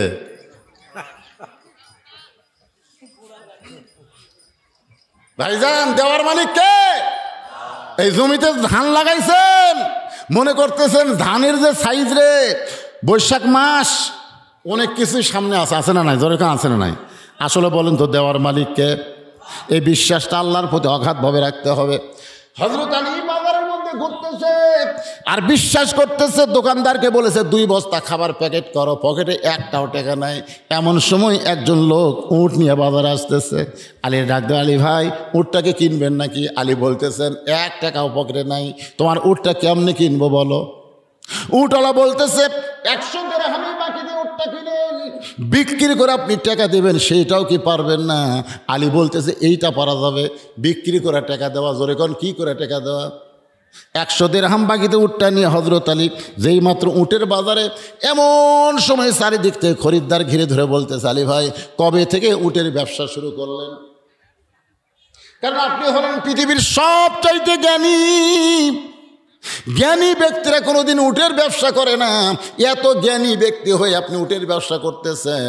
সমস্ত খরিদ্দার যখন আলীকে দেখে কৌতূহল করতেছে, এমন সময় এক খরিদ্দার কাছে গিয়ে বলে, আলী ভাই বাজারে আপনাকে বেশিক্ষণ থাকতে দেওয়া যাবে না, উটটার দাম কত নেবেন? আলী বলতেছে, যে হারে মানুষ আমাকে ঘিরে ধরছে, আমি উটের কি দাম চাবো তুমি একটা চিন্তা করে বলো। খরিদ্দার বলতেছে 160 দিরহাম দিলে কি চলবে? আলী চুপ করছে, কত কইছে? 160 দিরহাম দিলে কি চলবে? আলী তার হাতে উটটা দিয়ে 100 দিরহাম নিয়ে, যেই বেটা 100 দিরহামের বাকি উটটা দিয়েছিল তার কাছে 100 দিরহাম দিয়া যে 60টা দিরহাম নিয়ে দোকানের মধ্যে গেছে। দোকানদার বলতে 2 বস্তা প্যাকেট করে, চিন্তা করতেছে আপনি কি নিবার পারবেন? আলী বলতে দাম কত? খাদ্যের দোকানদার বলে 60 দিরহাম দিলেই চলবে। আলীর কাছে কয় দিরহাম আছে? 60টা দিরহাম দোকানদারকে দিয়ে 2 বস্তা কান্দে নিয়ে হযরত আলী ফাতেমার দরজায়, এ মায়েরা যারা পর্দার অন্তরালে একটু মনোযোগ দিয়ে শোনেন, ফাতেমা জানলা দিয়ে তাকায় দেখে অন্য বিক্রির টাকা দিয়ে বড় জোর 1 টোপলা খাবার হবে, কিন্তু স্বামীর কান্দে কয় বস্তা? এজোর এখন কয় বস্তা? দরজায় একটু ভিড়ানো ছিল, এবার ফাতেমা দরজা খিল মারা দিল। আলী বলতে তো ফাতেমা তাড়াতাড়ি দরজা খোলো। ফাতেমা বলতে দরজা খোলার আগে জানতে চাই 2 বস্তা কোথায় পেলেন? অন্য বিক্রি করে টাকা দিয়ে বড় জোর 1 টোপলা খাবার হবে, আপনি 2 বস্তা কোথায় পাইলেন? যতক্ষণ আপনি না বলবেন ততক্ষণ আমি দরজা খুলবো না। আলী বলে, ফাতেমা আগে দরজা খোলো, আরামের সাথে তোমার কাছে গল্প করতে চাই। ফাতেমা বলতেছে আগেই খুলবো না, হারাম না হালাল এটা আগে জানা লাগবে। তুমি স্বামী 1000 টাকার চাকরি করো, 10,000 টাকার চাকরি করো, বেতন পাও মাত্র 10,000, আর বাসা ভাড়া লাও 20,000। সবাই কিনে 1 কেজি গরুর গোস্ত, ওই কিনে 5 কেজি। ইলিশ মাছ এত বাজারে ট্যাগ কোথায় পাও? বউ হিসাবে স্বামীর কাছে প্রশ্ন করার দরকার আছে না নাই? প্রত্যেকটা বউ যদি ফাতেমার মতন হয়তো আমাদের বাংলার স্বামীগুলো ঘুষ খাবার পারতো না। জোরে কোন কথা ঠিক কি না? বউ জানি না ইলিশ লেগেছে, বউকে কে গো তুমি টাকা তো কোথায় পাও? তুই জানিস না আমি টাকা লাগাছি রে, আমি টাকা লাগাছি শতকরা 10 টাকা। এর নাম কি? আপনার এলাকার সুদ আছে? আল্লাহ রাসূলের সুদের পাপের কথা বলতে গিয়ে 3 বার মুখ ধরছে। এরকম বলবার সুদের সবচাইতে নিম্ন পাপ। সাহাবেরা বলে হুজুর সুদের বড় পাপের কথা না বলতে নিম্ন পাপের কথা বলতে যে আপনি 3 বার মুখ ধরেন। আল্লাহ রাসূল বলে বলি কেমনে, বলি কেমনে? সাহাবেরা বলে হুজুর আপনি না বললে আমরা পাবো কেমনে? রাসূল বললেন তাহলে শোনার জন্য প্রস্তুত হও, আগে মোটামুটি মানসিকভাবে সাইজ হও। সবাই যখন সাইজ হয়েছে তখন আল্লাহ নবী বলতেছেন সুদের সর্বনিম্ন পাপ হলো যে সুদের 1 টাকা খায় নিজের মায়ের সাথে 42 বার জিনা করার গুনাহ হবে। এবারে নাউজুবিল্লাহ আসতে করেন কেন? খান নাকি? খান আপনারা খান? বাংলাদেশের কোনো পাগলকে যদি বলা হয় তোর মা বিয়ে করবি, এ কথা কোন করবে? একটা পাগলাও মা বিয়ে করবে না। আর যেখানে সুদের টাকা খায় রহ রহ মায়ের সঙ্গে জিনা করার গুনাহ হয়। আর সুদের সবচাইতে বড় পাপ হলো আল্লাহর সঙ্গে যুদ্ধ করা। নমরুদ যেমন আল্লাহর সঙ্গে যুদ্ধ করেছিল, পারছে নাকি? এই কতক্ষণ পারছে নাকি? ফেরাউন যখন আল্লাহর সঙ্গে যুদ্ধ করেছিল। আজকে যারা বাংলাদেশের সমাজে সুদ খায় এরা যতই তওবা করুক, রাসূল বলেছেন সব তওবা কবুল হবে। মানুষ খুন করার তওবা করলে আল্লাহ মাফ করে দিবে, জিনা করলে তওবা যদি করে আল্লাহ মাফ করে দিবে, নামাজ পড়ে নাই বেনামাজি তওবা করে নামাজ ধরলে আল্লাহ মাফ করে দিবে। কিন্তু একটা পাপ তওবা করলেও আল্লাহ মাফ করবে না। এটা পাপটা হলো যারা সুদ খায়, যারা সুদ দেয় তারা তওবা করলে আল্লাহ মাফ করবে, কিন্তু যারা খায় তাদের তওবা করলেও আল্লাহ মাফ করবে না। যাদের কাছ থেকে সুদের টাকা নিয়েছে যতক্ষণ তাদেরকে ফেরত না দিবে। আপনারা কি রাগ করলেন? তো কিছুই কর না পারে। যারা সুদের টাকা খাসে, যার কাছ থেকে নিছে তাকে ফেরত না দেওয়া পর্যন্ত আল্লাহ মাফ করবে, তওবা করলেও। একটু মনোযোগ দেন। ফাতেমা বলে স্বামী গো অন্য বিক্রির টাকা দিয়ে বড় জোরে 1 টোপলা খাবার হবে, আপনি 2 বস্তা খাবার কোথায় পাইলেন? যতক্ষণ না বলবেন ততক্ষণ আমি দরজা খুলব। আলী বলতেছে ফাতেমা আরামের সাথে বলবো, অনেক লম্বা কথা, একটু দরজা খোলো, আমি একটু ঢুকতে চাই। ফাতেমা বলতেছে না বলা পর্যন্ত দরজা খুলবো না। সঙ্গে সঙ্গে আল্লাহর কোরআন বলে আলী রে তুই স্বামী হয়ে তোর বউকে বলতেছিস, এর বউ যখন তোর দরজা খোলে না, তুই কি জানিস না রে আলী আল্লাহ কোরআনে বলেছেন আর রেজালু কাওয়ামুনা আলান নিসা, পুরুষেরা নারীদের উপরে থাকবে। ফাতেমা যদি দরজা না খোলে আর অনুরোধ করিস না। 2 বস্তা খাবার কান্দে নিয়ে ফাতেমা দরজা না খোলার কারণে হযরত আলী চলে গেছে নবীর দরবারে। নবী তখন বসেছিলেন, কিন্তু আলীর কান্দে 2 বস্তা খাবার দেখে নবী খুশি হয়ে আলীর কাছে এসে 2 বস্তা নিজের হাতে যখন নামায় নেয়, আল্লাহর বান্দা আলী বলতেছে ইয়া রাসূলুল্লাহ আপনি কত ভালো, কিন্তু আপনার মেয়ে ভালো না। নবী চুপ করে বলতে কি কইলি? আলী বলতে হুজুর আপনি কত ভালো, আমার কান্দে বস্তা দেখে আপনি কোনো প্রশ্ন না করে বস্তা নামাই নিলেন, কিন্তু এই 2 বস্তা নিয়ে আপনার মেয়ে ঘরের দরজা খোলে নাই। আপনি ভালো কিন্তু আপনার মেয়ে তো ভালো না। রাসূল মুসকে হাসিতে বলে আলী রে ফাতেমা যদি দরজা খুলতো তাহলে তুই কি আমার কাছে আসতি? ফাতেমা যদি দরজা খুলে দিত তুই কি আমার কাছে আসতে? আলী বলতেছে না আসতাম না। নবী বলে আলী রে ফাতেমা দরজা খুলে দে, তুই তো আমার কাছে আসতি না, আর না আসার কারণে তুই 3টা জিনিসও জানতে পারতি না। 1 নম্বর হলো আলী বলতে পারিস তোর কাছ থেকে অন্যটা কিনেছে সেই খরিদ্দারের পরিচয় কি? আলী রে তুই কি বলতে পারিস যেই ফকির তোর কাছে ভিক্ষা নিয়েছে সেই ফকিরের পরিচয় কি? যে তোর কাছে উট বিক্রি করলো আবার কিনলো তার সম্পর্কে তোর কি জানা আছে? আলী বলতেছে রাসূলুল্লাহ আল্লাহ এবং নবী ভালো জানে, আমি আলী জানি না যতক্ষণ আপনি না বলবে। আল্লাহ রাসূল বলে, আলী রে, যেই খরিদ্দার তোর কাছ থেকে ফাতেমার ওড়না কিনেছে সেই খরিদ্দার দুনিয়ার কোনো মানুষ না, সেই খরিদ্দার হলেন স্বয়ং আল্লাহ। কারণ ফাতেমা পর্দানিশী। দুনিয়ার কোনো মানুষ ফাতেমার ওড়না দেখুক, দুনিয়ার কোনো মানুষ ফাতেমার ওড়না লাইয়া চাইলা কিনুক, এটা আল্লাহর পছন্দ হয় নাই। কারণ পর্দানিশী নারীকে আল্লাহ এত ভালোবাসে, ফাতেমার ওড়না কেনার জন্যে আল্লাহ জান্নাতের একটা ফেরেশতাকে মানবরূপী খরিদ্দার বানায়া আল্লাহর পক্ষ থেকে 6টা দিরহাম দিয়া ওই ফেরেশতার মাধ্যমে ওড়নাটা কিনে আল্লাহ জান্নাতের মধ্যে যত্ন করে রাইখা দিয়েছে। সঙ্গে সঙ্গে হলতালে দাঁড়িয়ে বললেন, রাসূলুল্লাহ, যে ফকির আমার কাছ থেকে ভিক্ষা নিল এই ফকিরের পরিচয় কি? রাসূল বললেন, আলী রে, যেই ফেরেশতা তোর কাছ থেকে খরিদ্দারে ওড়না কিনে আল্লাহরে দিল, আল্লাহ ওই ফেরেশতাকে বলল, ও ফেরেশতা, যা যা ওই আলীর কাছ থেকে ফকির হয়ে 6টা দিরহাম নিয়ে আয়। ফেরেশতা বলতেছে, আল্লাহ ইয়ার কি করেন, ইয়ার কি করেন? আল্লাহ গো, 6টা দিরহাম আপনি দিলেন, সেই 6টা দিরহাম নিয়ে আলী খাবার দোকানে গেছে। আমার আল্লাহ ডাক দে বলেন, লিয়াবলুয়াকুম আইয়ুকুম আহসানু আমালান ওয়া হুয়াল আজিজুল গফুর। সবাই বলেন, আদর করে মানুষ আল্লাহ বানায়া কেমনি দিবেন জাহান্নামে ফেলিহিয়া। আপনারা বলেন তো, ফেরেশতার কোনো রাগ আছে? ফেরেশতার কোনো মেয়ে মানুষ দেখলে লোভ হয়? ফেরেশতার ফেরত খিদা লাগে? 2 ফেরেশতা একদিন আল্লাহ কইছিল, আল্লাহ আপনি নিষেধ করলাম এই মানুষ বানান না, এরা কি দুনিয়াতে যায় ফেতনা ফাসাদ গন্ডগোল অপকর্ম করে সব নষ্ট করে দিল। আল্লাহ বলে, তোদেরকে যদি মানুষ করে পাঠায় তোরা কি করবি? ফেরেশতা খালি পাঠা দেখেন, খালি পাঠা দেখেন ইবাদত কাক কয় আপনাকে দেখা দেব। আল্লাহ 2 ফেরেশতাকে মানব রূপে দুনিয়াতে 40 দিনের হায়াত দেওয়া পাঠালেন। এই 2টা ফেরেশতার নাম হলো হারুত আর মারুত। জোরে কার নাম কি? হ্যাঁ, মানুষের চেহারা করে মানব রূপে ওই 6টা জিনিস ভিতরে ঢুকে। 6টা জিনিস, 6টা বোঝেন? ষড়রিপুর নাম শুনছেন? ষড়রিপু কে রে? আপনারা বোঝেন না, না কথা কন না?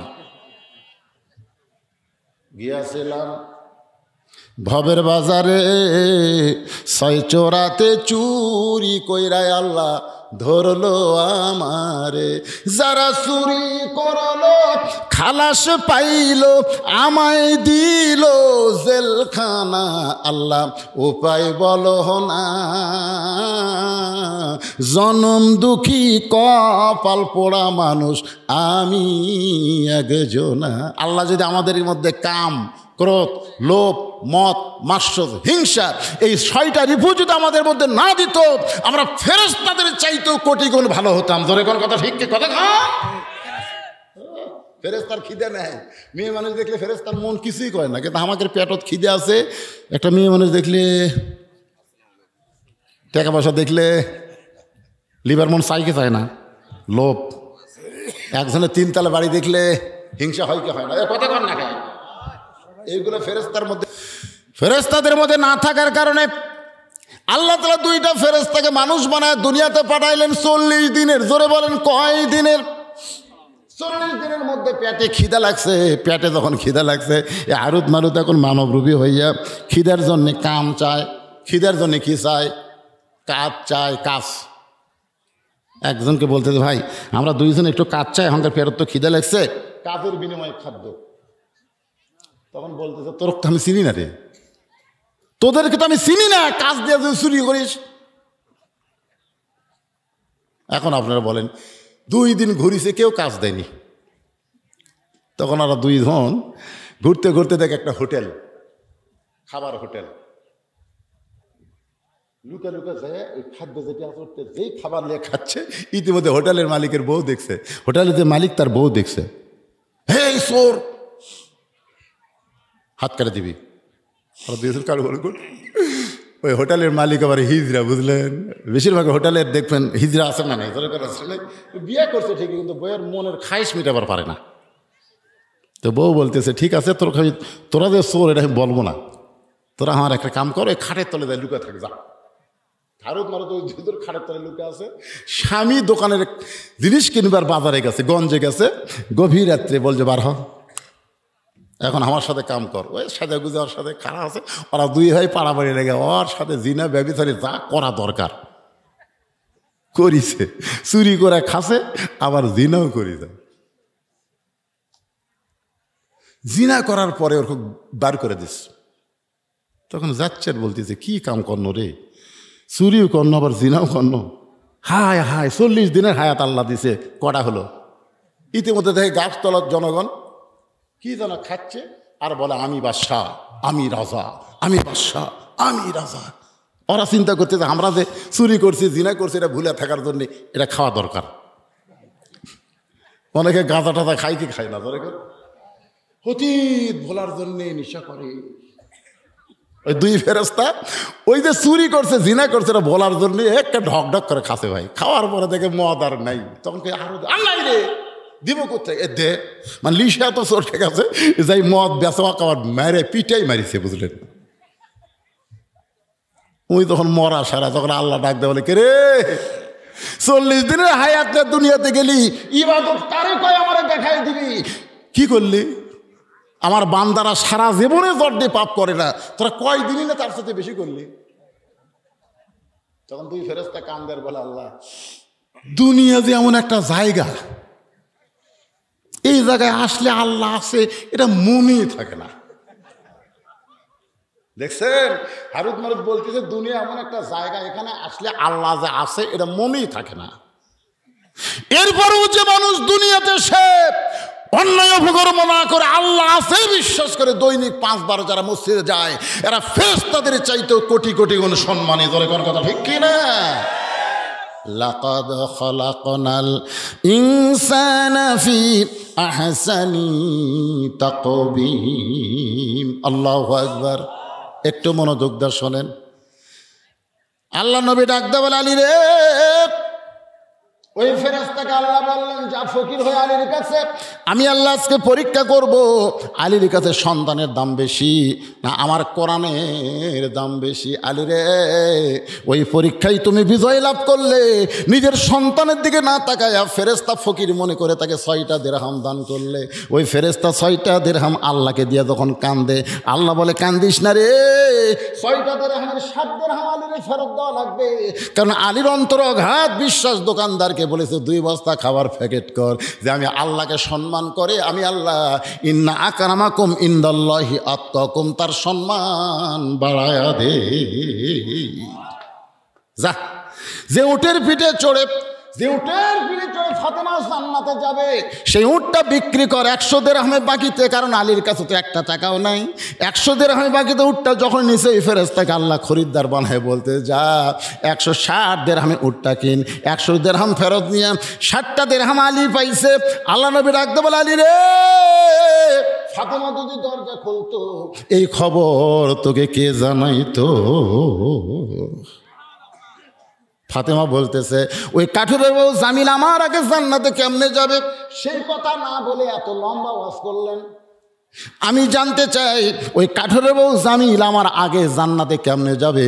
ওইটা না বলে আপনি কি দানের ওয়াজ শুরু করলেন? আলী বলে, ফাতেমা, তোমাকে ধৈর্য ধারণ করা লাগবে। ধরে কেন সুবহানাল্লাহ। ফাতেমা রে, তুমি যে ওড়না বিক্রি করছো, ওই ওড়নাটা আল্লাহ কিনে জান্নাতের মধ্যে রাখার কারণ হলো তুমি পর্দানিশী। তোমাকে আল্লাহ এত ভালোবাসে, যার কারণে আল্লাহ নবী তোমাকে দুনিয়াতে সাইদাতুন নিসা আহলেল জান্নাহ, জান্নাতি নারীদের নেত্রী ঘোষণা করেছে। এখন জান্নাতের নারীদের নেত্রী জান্নাতে যাবে, এইটা আল্লাহ খালি পায়ে যাওয়া পছন্দ করে না। উঠের পিঠে করে আল্লাহ তোমাকে জান্নাত নিবে। ধরে কেন সুবহানাল্লাহ।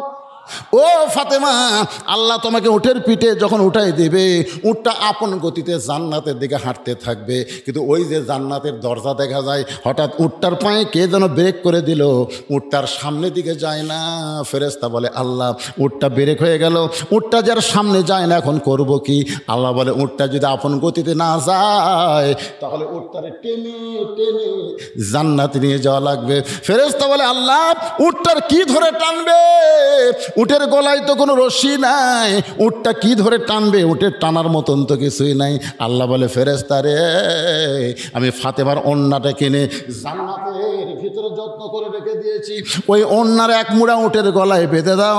ফেরেশতারা ওড়নাটা এনে উটের গলায় যখন বেঁধে দিবে, ওড়নার একটা অংশ যখন নিজের দিকে ঝুলতে থাকবে, ফেরেশতা বলে আল্লাহ, এখন উটটারে কে টেনে টেনে জান্নাতে নিয়ে যাবে?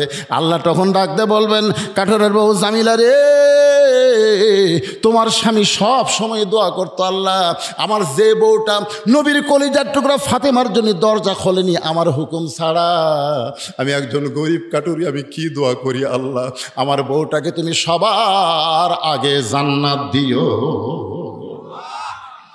আল্লাহ ডাকদা বলে, রে জামিলা শোনো, তুমি স্বামীর কথা ছাড়া, হুকুম ছাড়া ফাতেমার জন্য দরজা খোলো নাই, এর জন্য তোমার স্বামী খুশি হইয়া দোয়া করছে, আমার বউটাকে সবার আগে জান্নাত দিও। আমি আল্লাহ ফাতেমাকে জান্নাতি রাইদের নেত্রী বানাইছি, তার আগে কে জান্নাতে যাবে? কিন্তু তোমার স্বামীর দোয়া কবুল হওয়ার কারণে আমি আল্লাহ হুকুম দিলাম, যাও ওড়নাটা টেনে টেনে আমার ফাতেমাকে জান্নাতে নিয়ে যাও। আলী বলে, ফাতেমা তুমি তো মনে করবে আমি জান্নাতে যাচ্ছি, কিন্তু আল্লাহর হিকমত হলো, ওই কাঠের বউ জামিলা এসে যখন ওড়না রশি মনে করে টেনে টেনে যখন জান্নাতে নিয়ে যাবে, উটের পিঠ থেকে তোমার পা জান্নাতে পড়ার আগে ওই কাঠের বউ জামিলার পা জান্নাতে আগে যাবে। সঙ্গে সঙ্গে ফাতেমা কান্দের বলে, আল্লাহ যে মেয়েরা পর্দার ভিতরে থাকবে, যে মেয়েরা স্বামীর কথা মতো চলবে, ওই মেয়েদেরকে ফাতেমা জামিলার সঙ্গে জান্নাত দিও। আমার মা বোনদের জন্য বলি, মা যতই আমল করেন, স্বামীর কথা মতো যদি চলতে পারেন আর যদি পর্দার মধ্যে থাকতে পারেন, তাহলে ফাতেমা জামিলার সঙ্গে আল্লাহ আপনাদের জান্নাত দিবে। আপনারা বলেন, এর চাইতে মেয়ে মানুষের ভালো কোনো ওয়াজ আছে? এর কথা কান্না কেন আছে? এখন মায়েরা একটু দোষ দেয়, আমাকে বলে হুজুর আপনি প্রায় ওয়াজে খালি মেয়ে করে ঠাসিতে ওয়াজ করেন, মরদ মানুষের কোনো ওয়াজ নাই। আমি কিন্তু পরশু কয়েকদিন আগে বাহাদুরপুরে ওয়াজ করছি। আল্লাহ রাসূল সামনে মা আয়েশা 2টা তরকারি নিয়ে গেছে। আল্লাহ রাসূলের সুন্নত হলো আগে তরকারি নিজে তিনি চাকতেন, কারণ তিনি বাড়ির অভিভাবক। সুবহানাল্লাহ। সবাই মনে করতো বাড়ির প্রধান তো নিজে আগে খাচ্ছে, কিন্তু খাবারের মধ্যে কারণ আছে। হিকমত হলো, নবী তো 2টা তরকারি তাকে দেখে, একটা তরকারি লবণও নাই ঝালও নাই। আল্লাহ রাসূল দেখতেছে এই তরকারি খায় তো সবাই আয়েশার দুর্নাম করবে, তো আমার বইয়ের দুর্নাম মানে আমারই দুর্নাম। আল্লাহ কোরআনে বলেছেন, হুন্না লিবাসুল লাকুম ওয়া আনতুম লিবাসুল লাহুন্না। আল্লাহ রাসূল বলেন, আয়েশা তোমার এই 2 তরকারির মধ্যে এই তরকারি আমার খুব পছন্দ, আমি এটা একলাই খাবো। আয়েশা তো সেই খুশি, নবী একে সব তরকারি খাইয়া চাটিয়া যখন খাসে, মা আয়েশার মনে সন্দেহ হয়েছে, এতই স্বাদ, এ সবই খালো, কিছুই রাখলো না। দেখে তরকারি সামান্য লাগা আছে, ওইটা নিয়ে জমকত দিয়ে দেখে হায় হায়, লবণও নেই ঝালও নেই। আয়েশা বলে, হুজুর কেমনে? বলে, আল্লাহ বলেছেন স্বামী হলো বিবির পোশাক, বিবি হলো স্বামীর পোশাক। এই তরকারি অন্য কেউ খাইলে তোমার দুর্নাম শুরু হয়ে যেত, এই জন্য আমি একলাই তোমার তরকারি খাইয়া তোমার জন্য কেউ দুর্নাম করবার না পারে। আয়েশা বলে, হুজুর আপনি হলেন পৃথিবীর শ্রেষ্ঠ স্বামী, নিজের বিবিকে আপনি এত ভালোবাসেন, আর আজকে রোজা রেখে আমাদের বউগুলো ইফতারের সময় যখন খাবার দেয়, কতগুলো মরদ আছে ইফতার খাবো না, সরাসরি ভাত খাবো, যেরকম কথা ঠিক কিনা? এখন রোজা থেকে তরকারি পাক করছে, একটু যদি লবণ কম হয়, ওরে বাবা। আল্লাহ রাসূল কি বউদের মারছে নাকি? কথা কন না কেন? খারাপ ভাষা গালি দিছে? এখন তো আমরা এমন হয়ে গেছি, মারতে মারতে টুটিরও পাও দেখো, তুই আমাকে আব্বা কর, আব্বা না করে তখন ছাড়বো না। মানে শালা স্বামী এত খারাপ, মারিবার গেলে ওর মেজাজ ঠিক থাকে না, মারতে মারতে টুটিরও পাও দেখে আব্বা কর, মানে বউ বাঁচার জন্য আব্বা ছেড়ে দেন আব্বা, তারপরে পাও টান দেয়। আমার মায়েরা শোনেন, ইসলামে পুরুষের যেমন অধিকার আছে, নারীদের তেমন অধিকার আছে। আল্লাহ কোরআনে বলেছেন, হুন্না লিবাসুল লাকুম ওয়া আনতুম লিবাসুল লাহুন্না। মশকে পানি নেয়, খাবার দিয়ে মা আয়েশা চিন্তা করতেছে, মশকের মধ্যে, ঠিলার মধ্যে, পাতিলের মধ্যে, বালতির মধ্যে পানি নাই, তখন তাকে মশক বলা হইতো।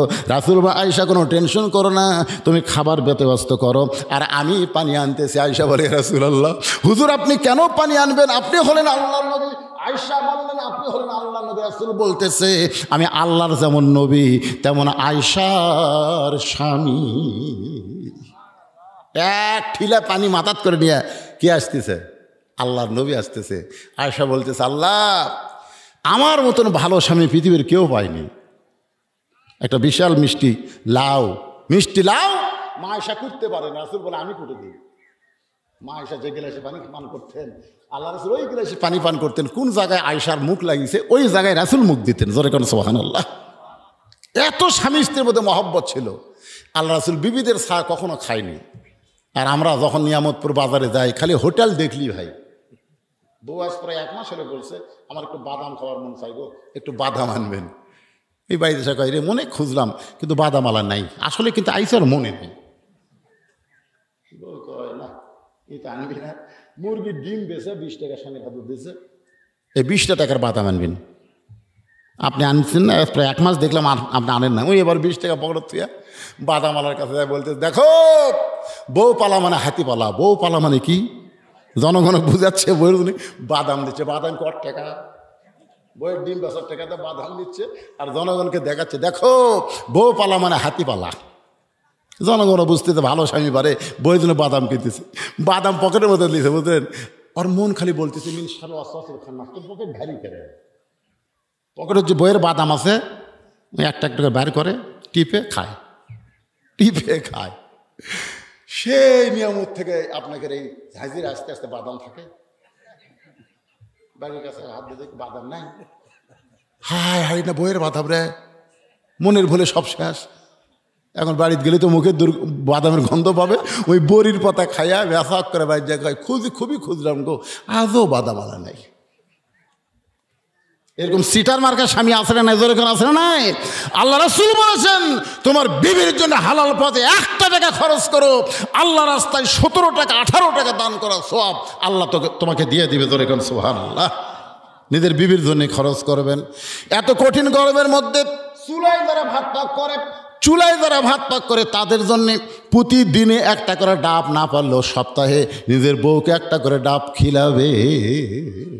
নিজে কাটে গিলাসে ধরে তার বউয়ের সামনে নিয়ে দেবে। তুমি না খাওয়া পর্যন্ত আমার কলেজে শান্তি নেই। বউ কিন্তু জনগণকে বলবে, আল্লাহ আমাকে একটা স্বামী দিছে রে, নিজে ডাব আমাকে কাটিয়ে খিলাই। এরকম স্বামী হওয়ার দরকার আছে না নাই? জোরে কেন আছে না নাই? হ্যাঁ মায়েরা মনে মনে খুশি হয়েছে, যাক আজকে হুজুর দিচ্ছে রে। আজকের আলোচনা কঠিন গরমের মধ্যে আমি আপনাদেরকে বাবা আদম মা হাওয়া নিয়ে আলোচনা শুরু করেছিলাম। আদম হলাম আমরা, হাওয়া হলো মায়ের জাত, মেয়ের জাত। মা হাওয়াকে আল্লাহ তাআলা জান্নাত থেকে আদমের সঙ্গে বের করে দিলেন। তওবা হলো, দুনিয়ার 350 বছর কান্নাকাটির পরে তওবা কবুল হয়ে গেল। জোরে গান সুবহানাল্লাহ। তওবা কবুলের পরে আরাফার ময়দান, যেখানে আমরা হজ করতে গিয়ে আরাফার ময়দান, ওই জায়গায় আদম হাওয়ার মিলন হলো। ওই মিলনের পরে আল্লাহ তাআলা 2 জনকে দুনিয়াতে রাখলেন। এই দুনিয়া থেকে আবার 2 জন চলে গেছেন ভাই। এখান থেকে আমরা সন্তানগুলো এখনো রয়েছি। আমাদের সন্তানের মধ্যে হিন্দু আছে, বৌদ্ধ আছে, খ্রিস্টান আছে। আমাদের সন্তানের মধ্যে শ্রেষ্ঠ জাত হলো মুসলমান। এ কথা কে বলেছে? আরো জোরে গান কে বলেছে? আমাদের বাংলাদেশে ফরিদপুর মধুখালীতে হিন্দুকের মূর্তির মধ্যে কে যেন আগুন লাগায় দিছে। ওইটা হিন্দুরা সন্দেহ করে মুসলমানকে মারতে 3 জন মুসলমানকে তারা হত্যা করেছে। আজকে রাজশাহী জেলার সাধারণ হিন্দু পরিষদের সাধারণ সম্পাদক বলেছে, এ পর্যন্ত 3টা মোল্লা মরল, আরও মোল্লা মারার দরকার আছে। জয় শ্রীরাম। এখন বলেন, যে বাংলার 94% মুসলমান, সেই বাংলাদেশে হিন্দুদের মন্দিরে কে আগুন লাগাইলো? আর মুসলমান মুসলমানকে সন্দেহ করার পিটাই মারলো। আজকে আবার দেখেন, আজকে আবার একটা হিন্দু ধরা পড়ছে, ওই হিন্দু গোপনে মূর্তির মধ্যে আগুন ঢুকিয়ে দেয়া ওই দোষটা মুসলমানের উপরে চাপানোর চেষ্টা করেছে। মুসলমান আমাদেরকে সতর্ক থাকতে হবে। যত ধর্মই পৃথিবীতে থাক, একটাও ধর্ম না, একটাই মাত্র ধর্ম। একথা আল্লাহ বলেছেন, ওমাইয়াবতাগি গয়রাল ইসলাম দীনান ফালা ইউকবালা মিনহু, ইসলাম ছাড়া অন্য কোনো ধর্ম আমি আল্লাহ কবুল করব না। একমাত্র কবুলযোগ্য ধর্মের নাম হলো, সবাই জোরে বলেন, নাম হলো ইসলাম। আমরা কিন্তু সবাই আদম সন্তান, যে ধর্মেরই হই না কেন, আমরা কার সন্তান? মা হাওয়া আদমের সন্তান। কিন্তু আল্লাহ তাআলা আমাদেরকে শ্রেষ্ঠের মধ্যে কবুল করেছে। আর শ্রেষ্ঠ সন্তান মুসলমান হয়ে ঘন্টার পর ঘন্টা আমরা কোরআনের মাহফিলে বসে আলোচনা শুনলাম। আল্লাহ বক্তার শ্রোতা সবাইকে আমল করার তৌফিক দান করুক, সকলে বলে আমিন। ফজরের নামাজ জামাতের সঙ্গে আল্লাহ আদায় করার তৌফিক দেখ। আজকে কঠিন গরমের মধ্যে যারা ওয়াজ শুনলেন, বাড়িতে যাওয়ার পরে আপনারা পেশাব করবেন না? পেশাব করার পর আজকে ওযু করবেন, দেখবেন মনটা ফ্রেশ হবে। ঘুম যদিও 2-3 ঘন্টা কম হবে, কিন্তু যেটুকু ঘুম হবে ওই ঘুমের মধ্যে ঘুম জাগার ক্ষয় আল্লাহ পুরা করে দিবে। আস্তাগফিরুল্লাহাল্লাযী লা ইলাহা ইল্লা হুয়াল হাইয়ুল কাইয়্যুম ওয়া তুবু ইলাইহি। আল্লাহুম্মা সাল্লি আলা মুহাম্মাদ, আল্লাহুম্মা বারিক আলা মুহাম্মাদ। ভাইজান যারা দাঁড়িয়ে আছেন সবাই বসেন, সবার জন্য দোয়া করা হবে। কষ্ট করে যারা এই মাহফিল আয়োজন করেছেন তাদের জন্য দোয়া করা হবে ইনশাআল্লাহ। আল্লাহুম্মা আমিন। আল্লাহুম্মা আনতাস সালাম ওয়া মিনকাস সালাম তাবারাকতা ইয়া যাল জালালি ওয়াল ইকরাম। এই আল্লাহ তাআলা কঠিন গরমের মধ্যে বাড়িতে কারেন্ট আছে, ফ্যান আছে, সবগুলো বাদ দিয়া তোমার কোরআনের মহব্বতে, নবীর হাদিসের মহব্বতে আজকে জান্নাতের বাগানে বসে বসে দীর্ঘ সময় পর্যন্ত আলোচনা শোনার শেষে আমি গুনাহগারের সঙ্গে রহমতের দরজায় ফকির হয়ে দোকানা হাত তুলেছে। মেহেরবানি করে আজকের মাহফিল আমাদের সকলের হেদায়েতের জন্যে, নাজাতের জন্যে, জান্নাতের জন্যে কবুল করো। এই মাহফিলের শুরু থেকে শেষ পর্যন্ত যত আলোচনা হয়েছে আল্লাহ, এর মধ্যে যদি ত্রুটি হয়, ভুল হয়, মাফ করে দাও। এর যে হাদিয়া মঞ্জুর করো, সোনার মদিনায় নবী পাকের রওজা মুবারকে আল্লাহ কবুল করে নাও। तमाम अम्बियाई केराम, আসহাবে কেরাম, তাবিনে কেরাম, তাবা তাবিনে কেরাম, तमाम পৃথিবীর মাটির নিচে যত মুমিন মুমিনা শুয়ে আছে আল্লাহ সকল আর পরে হাদিয়া কবুল করো।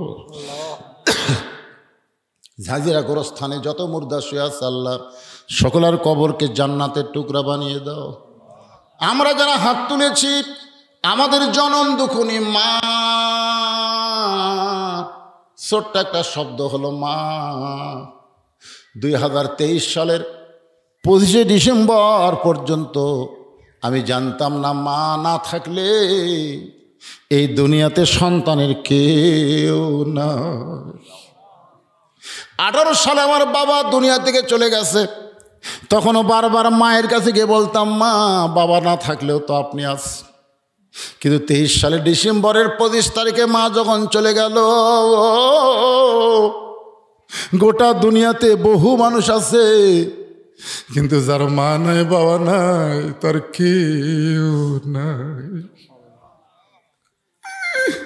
এই দরদের মা বাবা যাদের কবরে গেছে আল্লাহ তোমার দরবার আরজ করি, মা বাবার কবরকে তুমি জান্নাত বানায়া দাও। কি বলবো প্রসবের কথা, মা বিনে সেই ব্যথা কেউ তো বুঝবে না। বহুদিন বউকে বলেছিলাম ওয়াজ করে বাড়ি আসবো, তুমি চেতন থেকো। কোনোদিন দেখলাম না আমার যাবার অপেক্ষায় আমার বউটা চেতন আছে। আমার মা যে ঘরে ঘুমাইতো ওই ঘরে পাশ দিয়ে যখন হেঁটে যায় আমার জুতার শব্দে মা বলে, বাজান আমি ঘুমাই নাই। মা যখন দরজা খুলে দিত আমি বলতাম, মা তোমার চোখে কি ঘুম নাই?